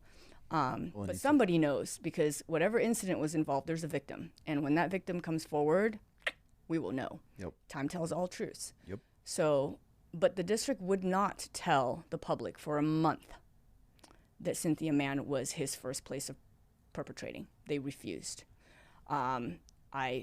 I write weekly reports as a former member of the Executive Healthy Relationships Committee of Boise School District, circa September to December 2024, I continue to write weekly reports to the Board of Trustees. I also include about 30 key politicians that I am in contact with, as well as the 5 members of the Boise Police Department that I meet with and I wouldn't say collaborate, I'm an informant, right? Yeah. They don't work for me, I work for them. I'm just a citizen giving people information. And they trust me to ask for my help. So I include lots and lots of people on this email to the Board of Trustees, as well as the superintendent and my lawyer. This is going out to a lot. Weekly, like anything I hear, I'm a voice for the community. I'm just funneling, I'm just a microphone. So if I hear from 5 different moms and the latest on this and that, I put it in the email. So there's no plausible deniability. Mm-hmm. The trustees read it, the politicians read it, the police read it, my lawyer reads it, and I share it with the people of our community. So there's like weekly emails at this point, new things happening, and I'm like, hey, so I hear he worked at Cynthia Mann, you're going to tell anybody? Because I can't. That would be breach of like a lot of things. One, it's unprofessional. It's not for me to tell. And finally, a month later in February, they sent out notice to the Cynthia Mann community. Hey, this has been going on. Yeah, I forced their hand, and they were reactionary. So I basically had to threaten to tell the public, and they told the public. So you, for everybody listening, this snow turd was using young little nonverbal children that are in wheelchairs, taking photo evidence and maybe more of them, taking and making child pornography with it. He gets caught in the the Boise School District took a month to notify of his previous employment of another school. Why? Because they're scared. It's all about delay, deny, discredit, distract. Like, right? This is so... The whole thing will unravel. So now who knows how many victims have been at this school, right? Correct. Okay. Correct. So that happened, and then more outrage, of course. And I was on the news again, and they didn't like that, so they served me with the notice of trespass, which is an infringement of my First Amendment rights because I was on a sidewalk. They were upset because I was attending community meetings, like they had a community meeting at Valley View, and they accused me of things that were untrue. Like, get you for inciting a riot? Nothing happened, actually. I didn't speak to anybody, but I am the only person that looks like me in that cafeteria, to put it lightly. I'm often the only person that looks like me in Idaho. So, and I stood in the very back of the room, stared down the admin in the front, and they did not like that. I stood there, and I was accused of handing out business cards, which I didn't realize was illegal. I was accused of having conversations with parents, which I also didn't realize was illegal, and a bunch of other stuff. So it's great for, another tort claim, which I filed. My lawyer, my amazing legal team, filed a tort claim for me sometime in the spring. And as a consequence of what Boise did to me, West Ada has blacklisted me as well. So I have so just to keep count again, bam, my first lawsuit I won last year. Yep. I have 2 more, lawsuit number 3 and lawsuit number 2 and 3. Back with Boise. One is just and Boise. West Ada. Yeah, so one was with Boise and West Ada. Okay. On one. Oh, that's just one. One lawsuit. Okay. And then another just Boise lawsuit. Okay. So the just Boise lawsuit is my First Amendment rights because they were upset at me. That's the one that has the notice of trespass linked to it, where I am restraining order for the next 2 years. Okay. Awesome. Because then I can't help my clients in my agency, right? Like, as Dr. Laura Boulton, I'm qualified to attend any meeting you could possibly want me to attend with you. If you're a special ed student and your parent thinks you're not getting the services that you deserve, I'm happy to attend with you and ask lots of really awesome questions that you won't realize need to be asked. But I can't help you because I'm not allowed on Boise School District campus. So how do I have a meeting in a building I'm not allowed to? Because the police have, in fact, told me I will get arrested. Now, the police didn't like telling me that, and it's not the police's fault. I'm not mad at the police at all. The police they have to do what the law tells them to do. And if there's a restraining order out on Laura Boulton and it says I can't put a toe on this parking lot, then they're going to do their job. So I'm not going to put my friends, the tried and true and blue, in the middle. So I'm going to follow the law because that's what I do, right? But how do I help these clients then? Well, I will help them by writing lots of emails and having them go to these meetings and hit record and pumping them up and saying, I'm always with you. Remember, what would I say? What would you do? Like, what would you think would help your kid the most? That sort of thing. Yeah. So that is one lawsuit just against Boise, pending, that tort claim. And then the other one is retaliation, discrimination, and I guess blacklisting lawsuit, because for whatever reason, West Ada decided to blacklist me. When I resigned my job, I decided, oh, well, I love teaching. I want to teach in some capacity, but I can't do that and run an agency and help my new friends, all these brothers and sisters. So I think I'll just substitute teach, right? And I was working on my doctorate, so it would be great to just kind of have that foot in the classroom still. I applied to work for West Ada, and I was rejected on November 11th, Veterans Day, as it might be. And the letter says in 3 iterations that Boise said something to West Ada, sent them something, whatever it was. But West Ada quotes Boise School District as like, Boise says you are unprofessional. Shit. Okay. You can't work for us. But you're unprofessional, but they're the ones that paid you $400,000 and brought you onto a council to help overlook the new laws. I pointed that out to West Ada, yeah. But you're not employable, referred to by Boise school districts. Right, by West Ada, the others, this side. Boise School District told West Ada to not hire you, but they just paid you out because they're wrong. They gave you a seat at the council, and then now they're telling West Ada that you're the bad person. Yeah. So I don't know the source, just the legalities of this to kind of help fix your words so I don't get sued. Okay, yeah.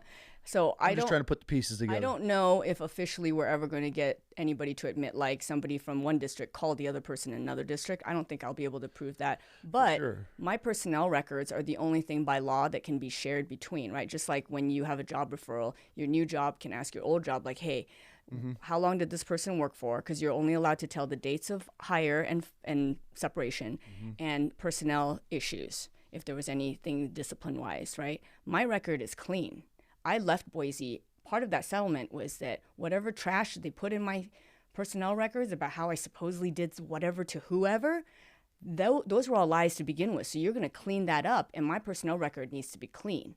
I have logged in weekly to see my personnel records because I can still, because you can't like exclude somebody from being able to access their own medical records, for instance.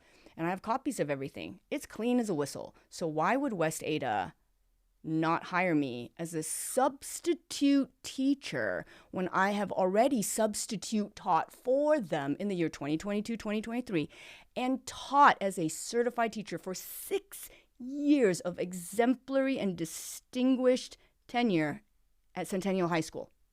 That is really weird. So either... Make it make sense. Really, I think it's both sides.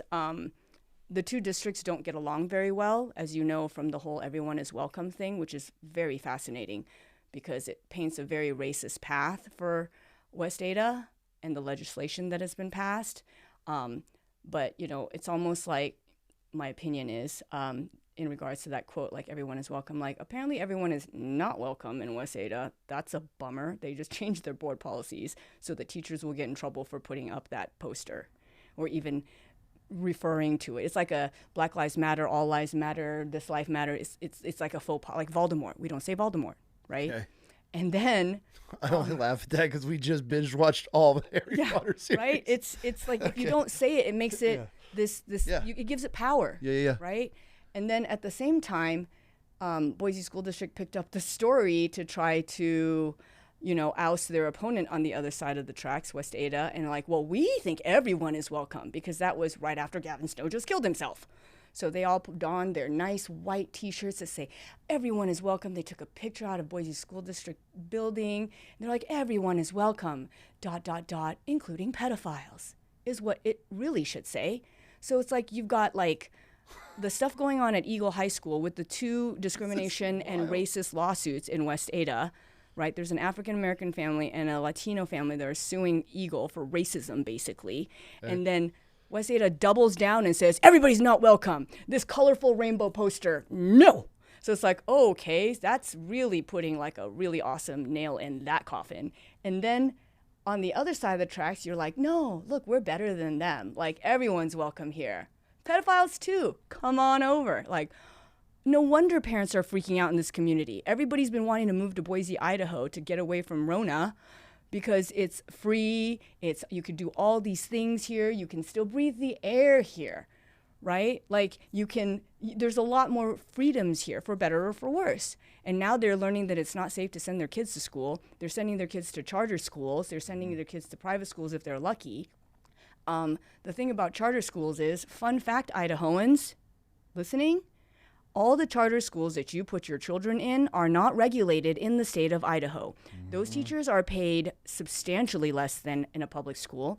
Those teachers are also not regulated the way they would be in a public school. So I have knowledge of a lot of really great charter schools in this city. There's quite a few my friends have their children in. I won't name them because I don't want to defame or be a PR person for anybody. But there's great ones. And then there's ones that like really they opened up yesterday, because a charter school, for people who don't understand, a charter is just a piece of paper that is like the Bible or Constitution for your company. It's a board game. You create it. You write the rules of the game. If you don't write it that way, it doesn't have to be that way. So bam, you and I could open up a school tomorrow. Let's take out a lined piece of paper. Bam and Bolton. We are K through 12. Bam doesn't know how to be a teacher. He's a Marine. Let's go. He'll be the PE teacher. Bolton will teach all the classes. Hoorah. I'm in, right? Let's dodgeball. We're bringing back dodgeball. We don't have any money, so we'll ask for volunteer teachers. Let's do that. Okay. And let's get them like at age 19. Once you graduate high school, you can be a teacher. What the heck? Let's do it. Let's hire 19-year-old, unqualified, no bachelor's degree of any kind. Let's hire those people. If that's our charter, that's our charter. Okay, so charters are no-go, which I'm with you. That we would never put our kid in a charter. Charters are rickety, I will say. Yeah, they're a fly-by-night school. Correct. And some of them are really great. There are some in There's Boise. some that have been established for a very long time. Very long time. They're very reputable. They have incredible teachers. Yes. But they fall under the umbrella of a charter, which they're not all created equal. Right. So and some states have a charter school overseer or committee. Yeah, fun fact, the gentleman that was just put in charge of the charter schools in the spring of this year, 2025, you can look this up. For Boise. For the state of Idaho. He was appointed by some top government official. I'm not sure which person in the State Department or maybe in the gubernatorial area, whatever, that area, way above me, right? He was appointed to that position. Then it was found out that he had done some bad things in his past to kids. I don't know. 2 kids? 2 kids, yes. Whether it was hitting them, doing something wrong, or whatever it was. If you look it up, the verbiage is vague enough in the media that you're like, oh, that's fishy. And I reported that. And there was media coverage a little bit. There were some parents really upset. There was another radio individual, Nate Shellman, that carried it on his news radio station, and there was a lot of I caused a ruckus. So I spread the word. I told all the politicians that might listen to me, and I don't think I did this alone. Absolutely not. Again, I'm just a math teacher, but a voice matters and a megaphone is much louder. So whatever I did, whatever everybody did together on that, he was dethroned after being in that appointed position for like a week. Okay, good. So that's awesome. That means voices matter. The fact that you're putting anybody in any position that has to do with education, kids, we're just going to umbrella kids. And they're not doing background checks? So a background check is tricky because a lot of the perpetrators that get passed around, just like the Catholic Church, that term pass the trash. Okay. You can do a background check, but if I was that great of a psychopath or a sociopath, I was never caught.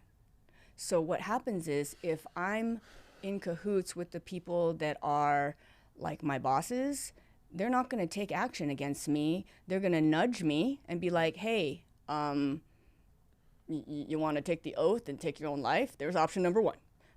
You want to just quit and go to another school district? We'll pass you along we'll transfer you, no problem. Yeah, like why don't you go to Burley, or why don't you go to Emmett? Why don't you go to CUNA? Well, they'll forget about you. And it's like, okay, that person's... stay under the radar for a while. Right, so that person's going to end up in those other smaller school districts, which make those other smaller school districts look terrible, which is awful, because like the investigative work that I've done, again, just the internet, if you go to the Idaho State Department of Education website, do a little clicking around, you got to dig a little bit, But somewhere there is a link that says teacher certification look up.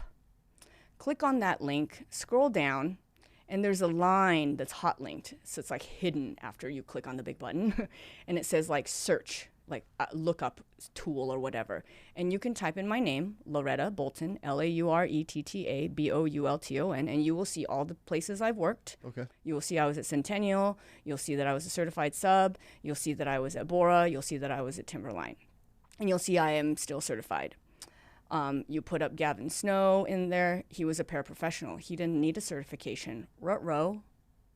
You put in Kyle Dennis. It's not going to say his certification is revoked. You put in Bob Clark. It'll say he resigned his certification because he was forced to. When you look up Chris Ryan, I'm not really sure. He has an administrative one. I don't know what his status is. But a lot of these perpetrators, it's not like it ends up on there. It doesn't say like, oh, we took away the certification because he's a rapist. Yeah. Right? And fingerprinting is only if you actually end up in jail and like charges are pressed. Right? So like you can fingerprint somebody and then they can go do something wrong. It's not like they're constantly re-fingerprinting us. That would be very expensive.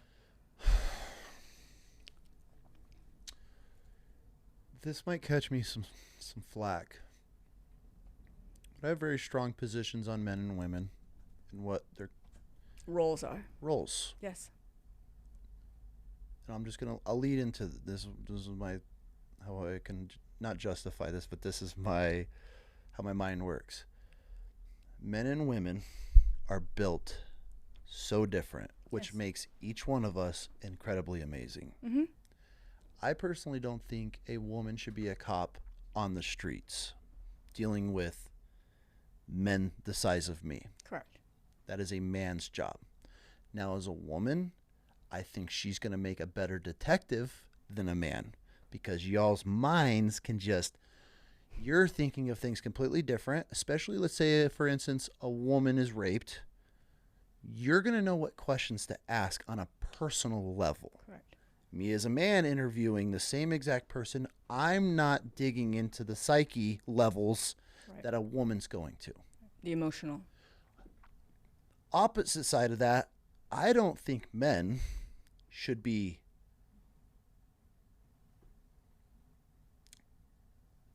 nannies. I don't think men should be teachers in personal, private scenarios with young children. Because I don't know the statistics, I don't know the stats, but I'm willing and safely say that the majority of these sex offenders are men. I know there's women out there that do this, and there are predators, they're not safe, but it seems like everything we're talking about is these men that are involved in these classrooms, and I know there are incredible male teachers. I know this, that make an impact in their community, that children trust, that parents trust. I get it. It's just there's certain positions that to me and how my mind works, I would have more trust with women running the establishment than men that for some reason are into these young children and the boys and everything that else that goes on. And this might sound super ignorant. This is just it's like how, and I know we can never fix it because there, like I said, I also get that there are great teachers, male teachers out there, but it's just there's certain roles that I don't feel men should be in along with women. Just physical, dangerous situations, let a man do it. Teaching, caring, nurturing, loving, like everything that you've said about yourself. So it makes it so hard for me when we like, oh, well, this teacher just got caught making child pornography with these kids that can't even speak or walk and they're extremely handicapped. Like, why the fuck is he in that position? Especially as an 18, 19-year-old kid. Like, we're trusting this? And I might sound so ignorant to somebody, but that to me, it's like these are the situations that we're putting these kids into. Well, if I could play devil's advocate, would love to. So I don't totally agree, nor do I totally disagree with you, because I am very definitive in as far as like what I consider to be gender roles. Right, my culture is pretty strict on those things. Okay. But I've had to adjust to Western culture and the things in my family that I've had to open my mind a little bit. And I do agree that typically perpetrators, because of the Y chromosome, it carries different genetics, right? You have more testosterone in your body than me. Yes. Testosterone does things. It's a chemical. Yes. And that chemical causes emotional responses that, unfortunately, the paradox is most Y chromes don't understand emotions. So we got that going for us. So it's this double layer of complication. But I don't think it's a good idea to disclude particular genders from roles, perhaps maybe on a case by case, and then even then people won't always agree, right? But if you could perhaps think about the little girl that's not your daughter, that needs a dad like you. Absolutely. The single mom, because there's so many more single parent homes these days than ever before in America's history. And 100% problem. Right. And the word single dad doesn't roll off the tongue, right? It's definitely not an anomaly anymore. I have so many great single dad friends that are just like, bro, you're amazing. Full custody over their kids, right. crushing life. So it's great. Like, stand up for your kids. So, but there's definitely an issue, and I've seen it in all four like quadrants of what I see in my classroom. So you have a child raised by a single mom, you have a child raised by a single dad. You could be a girl raised by a single mom, or you could be a boy raised by a single mom. You could be a girl raised by a single dad, or a boy raised by a single dad. All four of those people are going to have lots of interesting Freudian issues, a lot of Oedipus and Electra complex type stuff. For sure. And those are the most vulnerable population, right? That little girl that needs a daddy is going to find a daddy. And bad things may happen to her. So I don't want to uninvite the good dads of the world that need to be in the classroom. I want to invite them to take over that dadship rather than say, well, you're a Y-chrome, you're probably a pedo. Like, that's too... And like, I know... I'm not saying you're saying that, Yeah. right? Because you have a personal opinion, and like, pretend your kids did go to public school. If they had a male teacher at whatever point in their life that you kind of felt funky about, it is your right to go ask the administration, say, I don't feel comfortable. Is there a way to schedule and just change my child out? I mean, nothing against the dude, but I would like my kids have a mommy and a daddy. They need another mommy. They don't need another dad. You know, whatever. And you shouldn't have to explain yourself. You're the parent, right? Yeah, absolutely. But as where I'm looking at it more from an anthropological standpoint of what children need globally, Fathers. we need fathers, we need mothers, we need a million of each for every child. Not just, I'm not saying that, like, you know, heterosexual man-woman relationship. I'm not saying anything about lesbians. I'm not saying anything about, this is not about politics, religion, or sex. This is about what human beings need. We need a network. We need a safety net. And doing it alone is difficult. Back to your original statement the beginning of this episode, these school districts and the direction that we're going is pulling that personal connection that you're able to do now you're left to high-fiving now. Correct. So how... And they're saying we're all pedophiles. They're making these rules as if we all broke them. That, which goes to this thing. It's like, okay, if you're going to blanket everybody and everybody's... So why don't we start... Okay, let's see if this makes a difference. And I know this is just hypothetically speaking, and I support dudes that want to be teachers in all these positions. I'm with you, because if some teacher has that ability to be able to connect with a young woman and she's able to just ask advice or just be heard, right? Which most of the time I feel that's what it comes down to, is these young children just need to be heard. I'm all for it. For sure. I will support that, and I'll die on that hill, because that's we have a lot of male victims too, though, and they might not be comfortable talking to a woman. They may or may not be comfortable talking to a guy, but let's pretend the guy is very empathetic and emotionally intelligent, and he's a cop, or he's a teacher, or he's a counselor, or he's the uncle, or whoever, and he has a story to tell that child to make that child feel better of his own whatever happened to him, and that's where you build that relationship network, right? It's just hard, because you're not wrong. I think that's why it takes both energies coming together to nurture a new soul, right? Like, there's a new individual, an amazing lady I hear, in charge of the SVU unit of BPD. She's a female, she's Latina, and she has, I've heard, a lot of really great training on trauma and having to deal with, like, law and order type issues, right? And that's great, because I imagine before her, there was just like two dudes in a room with a woman who God knows what just happened to her. And they're trying to be nice, right? Like, because I think a lot of men these days have been trained. I mean, it's the evolution of man. You don't just go to work and your wife stays home and wears a pretty dress and vacuums. It's not where we are, right? So I have all the faith in these male police officers.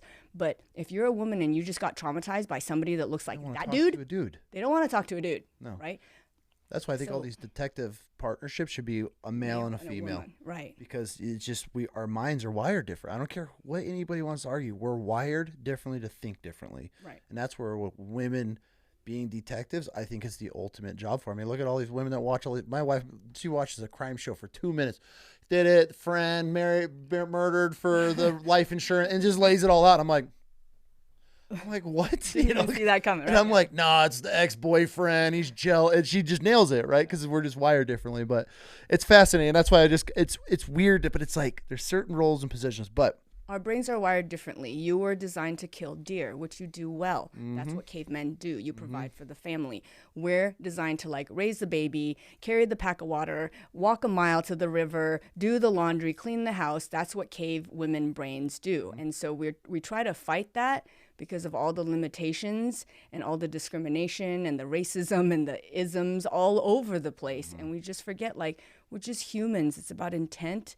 You know, like, be kind, be respectful. You were a child once, right? Regardless of all politics and religion, one thing I think everybody can agree on is you were all born babies. We were all children. And if you were to look back at your child self, I would bet my whole life and my family on this next statement. We all think that as children, we deserved happy childhoods. I think that my childhood self deserved a happy childhood. I did not deserve the childhood that I had, but it was through no fault of my parents. They did their best. Absolutely. But I didn't deserve to be hit, beaten, dragged through a divorce, neglected, unwanted.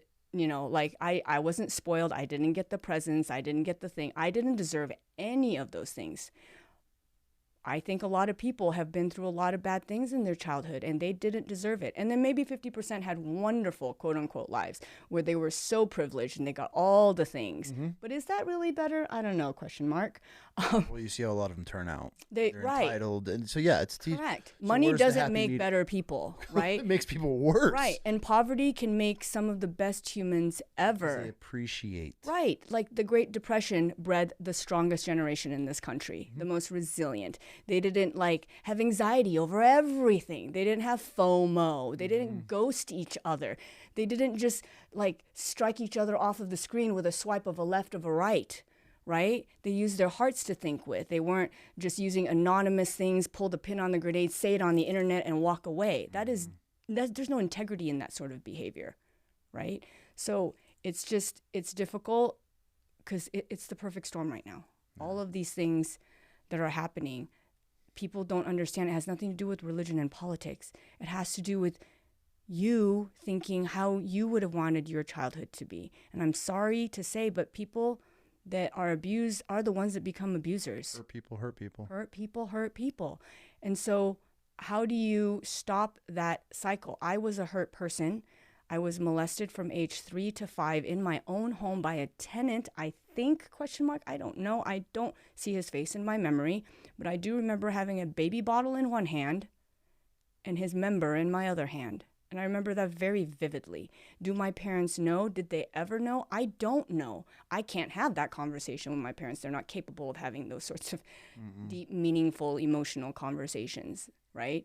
And so I remember that later in college as a latent memory that came up when I was raped in college. And so it all came like avalanching down. And like, we don't need to carry our baggage, you guys. We can unpack it right now. We can unpack it together. And I don't want these children to have bad things that we can prevent, just like you feel compelled to save them from their own demise and the demise of others and the grown-ups in this world, right? Because we were all children once and we all deserve to be safe. We all deserve to be happy. We all deserve to be wanted. Maybe we weren't planned, but we all deserve to be wanted. And it's sad because most of the parents that aren't providing for their children also weren't provided for. And it's just a cycle, it repeats itself. And the only way to stop that cycle is to build an education system in this country for the public of these citizens and future citizens of this country, to give that safety net so that those children can make the world a better place. Some of the best human beings I ever had the honor to have in my life, that are still very much in my life, are the refugees that I worked with at Bora. I was there for 4 years, and I had Syrian refugees, people from Latin America. I had refugees from from people without a country, the Karen people, spelled like the name Karen. They're from Burma. They got kicked out, and they don't have a country. They're people with no citizenship. I had never met Asians that weren't good in school, and these Asians were not good at math because they'd never been to school. It was mind-boggling. That stereotype, I was like, oh my God, I'm racist against Asians because I think they're all supposed to be good at math, right? You said it, not me. Right? And so, as a result, I picked up on all these languages. I can say I love you in like 3 dozen languages, and I can say hello, and I can count, and I can do math, because my colleagues that are American and born only of this land and can only speak English, they get these kids in their classroom and they think, oh, that kid is special ed. They're dumb. They don't speak English. They don't. Yeah. No, you don't speak their 5 languages. Do you speak Swahili, Kinyarwanda, and Lingala? No, you don't. Do you speak French, Spanish, and German? No, you don't. Do you speak Portuguese and Spanish like this kid from Ecuador? No, you don't. So how dare you label somebody just because you're in fact lesser than them? You're just in a privileged American society you don't even understand. And those kids have been through hell. Oh my gosh, like Schindler's List in the pool of poop hell. And those are the ones that are so strong. And grateful. And so grateful. They're grateful for everything. They smile all day long. They're just happy to be alive. Yes, and none of them are on medication. Shocker. None of them take any antidepressants, no anti-anxiety meds. They just don't think that way. They're just like, well, the past kind of sucked, but America, pretty awesome. I get free lunch here. I'm going to just live my life and be happy. I'm just going to live Imagine that. And then now we have this generation of the most entitled brats you just ever have dealt with, and it's all the parents' faults. Yes. And we are parents. And part of something could have been my fault too. I'm not the perfect mom, right? Yeah, we all make mistakes. Right. But we're all immigrants. We're all humans. We were all children. There's our 3 commonalities. Unless you are Native American, Indian, Aboriginal to this land, you don't belong here. I don't care what color of skin you are. How dare you say you're here to make whatever, putting up walls or this or that. Like, both political parties, I'm like you, I'm an immigrant. I don't understand the difference between Democrats and Republicans. I came to this country in 1983. Ronald Reagan was the president, and he was okay, I guess. I didn't think he was that terrible, but he was a Republican. And so in my mind, that's what a Republican is, right? And then we had like a few Democrats, and I was like, oh, that's what I'm like a little kid going, oh, that's what that English word means that. Oh, that English word means that. Right? Like, I had to stop using the word lift because we use elevator here. I had to stop using the word toilet. I had to use the word restroom and bathroom. So I'm learning all these words, and it's still stuck in my mind. And now I'm like, okay, nobody is fitting my definition anymore. I didn't know that Merriam-Webster can amend a definition, right? Exactly. And so we're using these archaic words to pull and divide ourselves. It's all these divisions, politicians voting against each other, everybody's bipartisan this and everybody's this, and it's the Catholics versus the Jews. It is. It's Game of Thrones.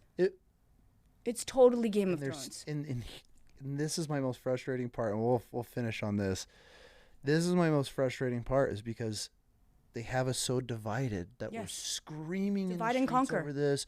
We're fighting these people because of this. And I look at these groups, left and right, and I'm like, you are a pawn, and they're playing you. Because if we came together, we could overthrow everything, and we can get this country on track. And if they released the Epstein list, if they actually showed us what was going on, that just shows you right there. Even for all the Trumpers, everybody that thinks he's the almighty savior, Why? That just shows you right there. He was not. If this doesn't open your eyes, because I vote Republican just because of my morals, values, beliefs, Christian household raised. I just lean that way. doesn't mean I support this mega movement, right? It's the extreme of any sides. That's where I'm like, okay, I'm out. I consider myself, if I have to vote, that's my political beliefs. Do I support it? It's the lesser of two evils for me, in my opinion. Well, at least you're inside the system that can change it. If you don't support the side you voted for, you have a voice on the inside. So, right? Like exactly. you're not giving up. No. You're putting up. And so, but like my thing is like I'm sitting here looking at the far right, and I'm like, fucking, this is the stupidest shit I've ever. We should all be at zero, yes. and we're being pulled to the spectrums. I think most of us sit in the middle on one side of the right or one side of the left, if you will, and it's the divide and conquer. Like somebody's making money. Textbook divide and conquer. Somebody's making a lot of money in this chaos. Our politicians. And anybody that's in that 1% group. Yes. Right? And the rest of us are down here like a bunch of idiots. Yes. Screaming at each other, fighting over children pedophilia now is a left and right versus.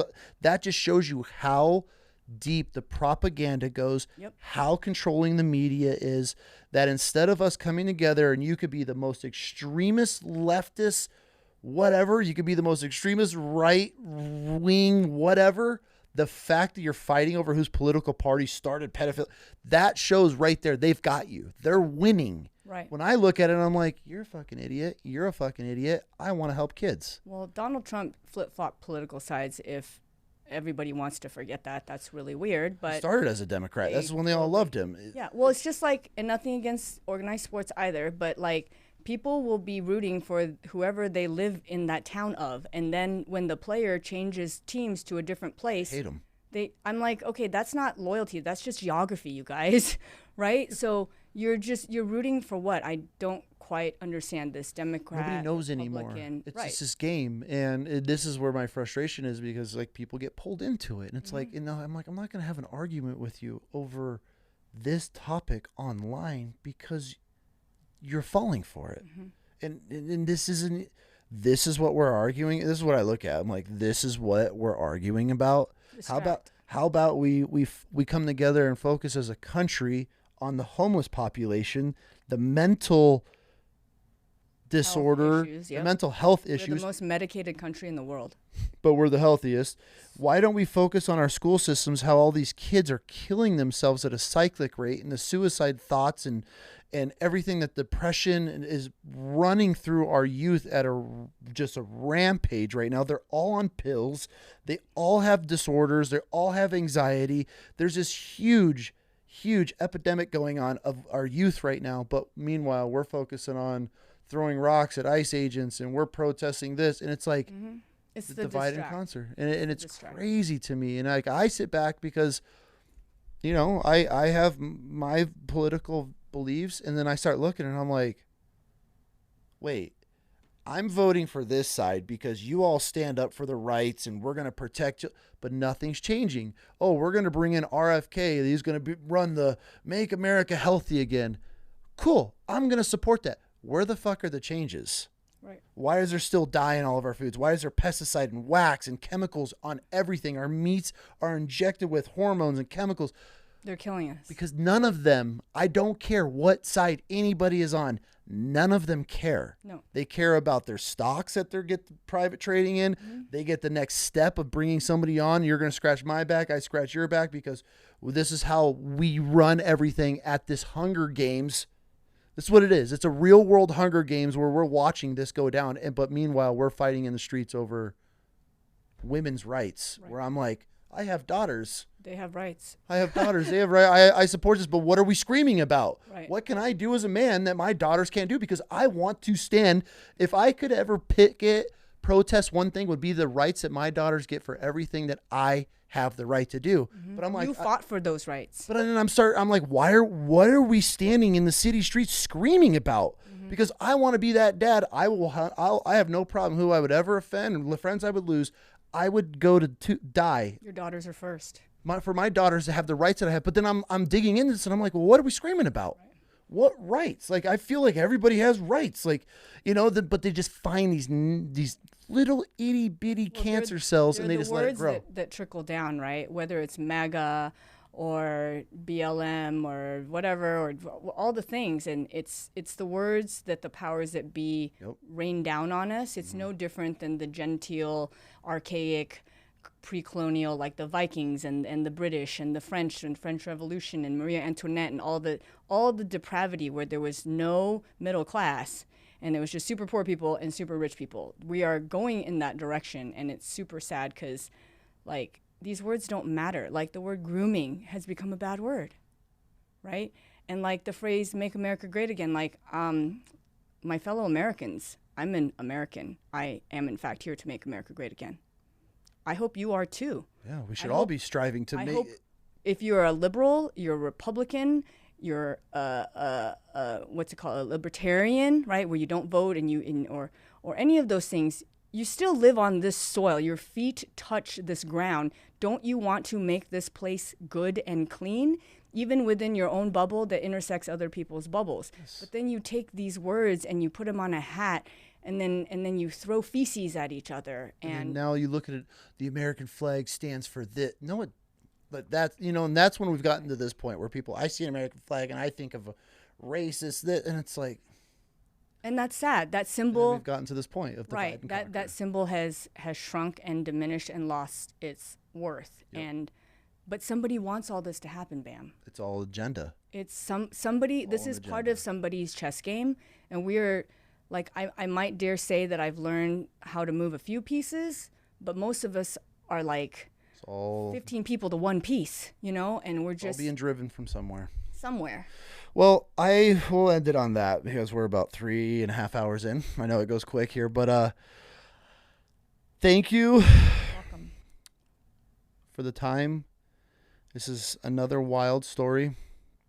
And maybe after all your lawsuits are settled here in the next years or two, I'd love to have you back on and hear how everything happened. Maybe you get to get back into the school system so you can start making a difference again. I hope, because obviously I've only know you from this quick conversation, but the fact that 300 plus kids are coming out to protest and support you shows your true character of an outside parent that's not in the system. If I was driving by and what the hell are these kids doing? They're protesting a teacher. I'd be like, damn. Like, they want to get rid of them? What's happening? Who's the teacher? These many kids are standing up or against it. Now, so if you had 300 kids standing against you, then people would be like, what's wrong with her? But then now that these kids are standing up for you, we're still going to push her under the rug. Doesn't make she's a great teacher. It's very unfortunate of how the Boise school districts are treating the good ones and treating the bad ones are actually promoted. They're the ones that are patted on the back and because they fall under the regime. And I hope this gets out to the masses. I hope that your voice is spread everywhere and that people and parents especially are waking up to the corruption of what's going on in not just Boise, nationwide, of how horrible these school systems are becoming and have been run for a while, because this is our institution that is raising the future of our children. And I feel it is declining as far as quality and what's going on. And it's because of the top. It's not the teachers. It's not the parents not raising their kids, because if you had quality teachers that cared and genuinely loved these kids as their own, it would be impactful on everybody. Right. And I feel you did a hell of a job with that until it was ripped from you, and it's very unfortunate. But thank you for this conversation, and I will always give anybody a platform to be able to tell their story, because things like this need to be heard and the masses need to know what is going on behind closed doors of our public schools. Absolutely. I appreciate the opportunity. I would ask the public to keep a real close eye on the news. There are a few more cases to debut, because now that people know they're not alone, there's a lot of students, former students, who have not reached their statute of limitation, thank goodness, who will be making their decision as to what path they want to take with Boise School District. Good.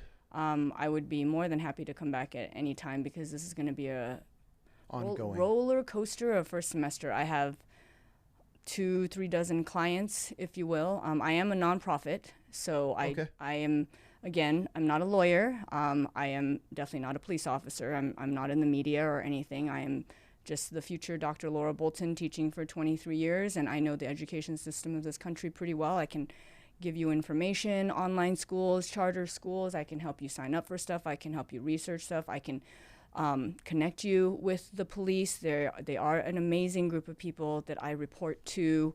I emailed them. I meet them. I mean, they're way busier than me, so that the meetings are, of course, not as often, right? I definitely can connect you to some of the top people in the police department. I have a good list of lawyers that are happy to at least give people, a consultation just to see where their legal standing is. Yep. Because there is such thing as too late, right? Not just legally, but like, how long do you want to suffer? How long do you want your child to suffer?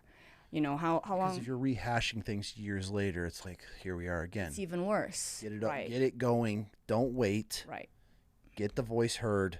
Get the process rolling now so your child can help heal with their life. Right. I mean, you don't want your kid to end up with like issues where they won't have health insurance, so they won't have a medical practitioner that can look after them. They won't have a therapist or a counselor for them to trauma dump on, or they will, but like, what good is it talking to a stranger in 20 years if you can help your kid now? I mean, how much medication 100%. Do you want your kid to go through before they find happiness? 100%. I get it. Well, thank you for fighting the fight for these children. It means a lot. I hope more teachers get a voice because of you. I hope more students get a voice because of you. And parents start making their voices heard, because with the masses comes power. Yes. And that's what we need in this country. Again, we need to unite, not left, not right. We need to unite all together to fight good versus evil. That's what it comes down to. I mean, it's for all of us because we were all children. And that's who we need. That's our due diligence as parents, is to look out and keep safe. Right. And I pray, honestly, that my colleagues out there, all over the country, all over this great state, but most especially at Timberline, Bora, and all of Boise School District, listen to me and heed my words. You are not being trained properly and told to do the right thing. The minute your little spidey sense crawls up and you have that moral dilemma, just go to the police. Unfortunately, I believe there's no like whistleblower protection laws in this state. I'm not sure. I'm working with hopefully the Senator Tammy Nichols on that kind of stuff. Again, I barely know the three branches of the government, but thank goodness I have great politicians to kind of help walk me through that. Thank God you got Google. Yeah. Like we need to have a whistleblowing protection law. We need to have proper protocols in place. Yep. At the state level that are funneled down to the district level. I know that West Ada has proper protocols in place. I don't know when those were put in. Maybe after Boise got in trouble, who knows? But it's good to go now. I've checked on CUNAs, I've checked on Nampa, Caldwell, Burley, East Idaho, Twin Falls, Emmett. I've had a lot of time on my hands, so I went on their websites, looked at their board policies, their teacher training as much as was public, and all the other districts in this state adjacent to us have their ducks in a row. Except for Boise School District. Yes, the oldest and richest district in Idaho. Shocker. We'll find out who runs it. Thank you. I appreciate your time, and I appreciate you being so open and willing to share everything. Yeah. Thank you. Thank you. Woo! Sorry, I made you sweaty. You can turn the fan back on now. Yeah, I'm dying. I got sweaty there too.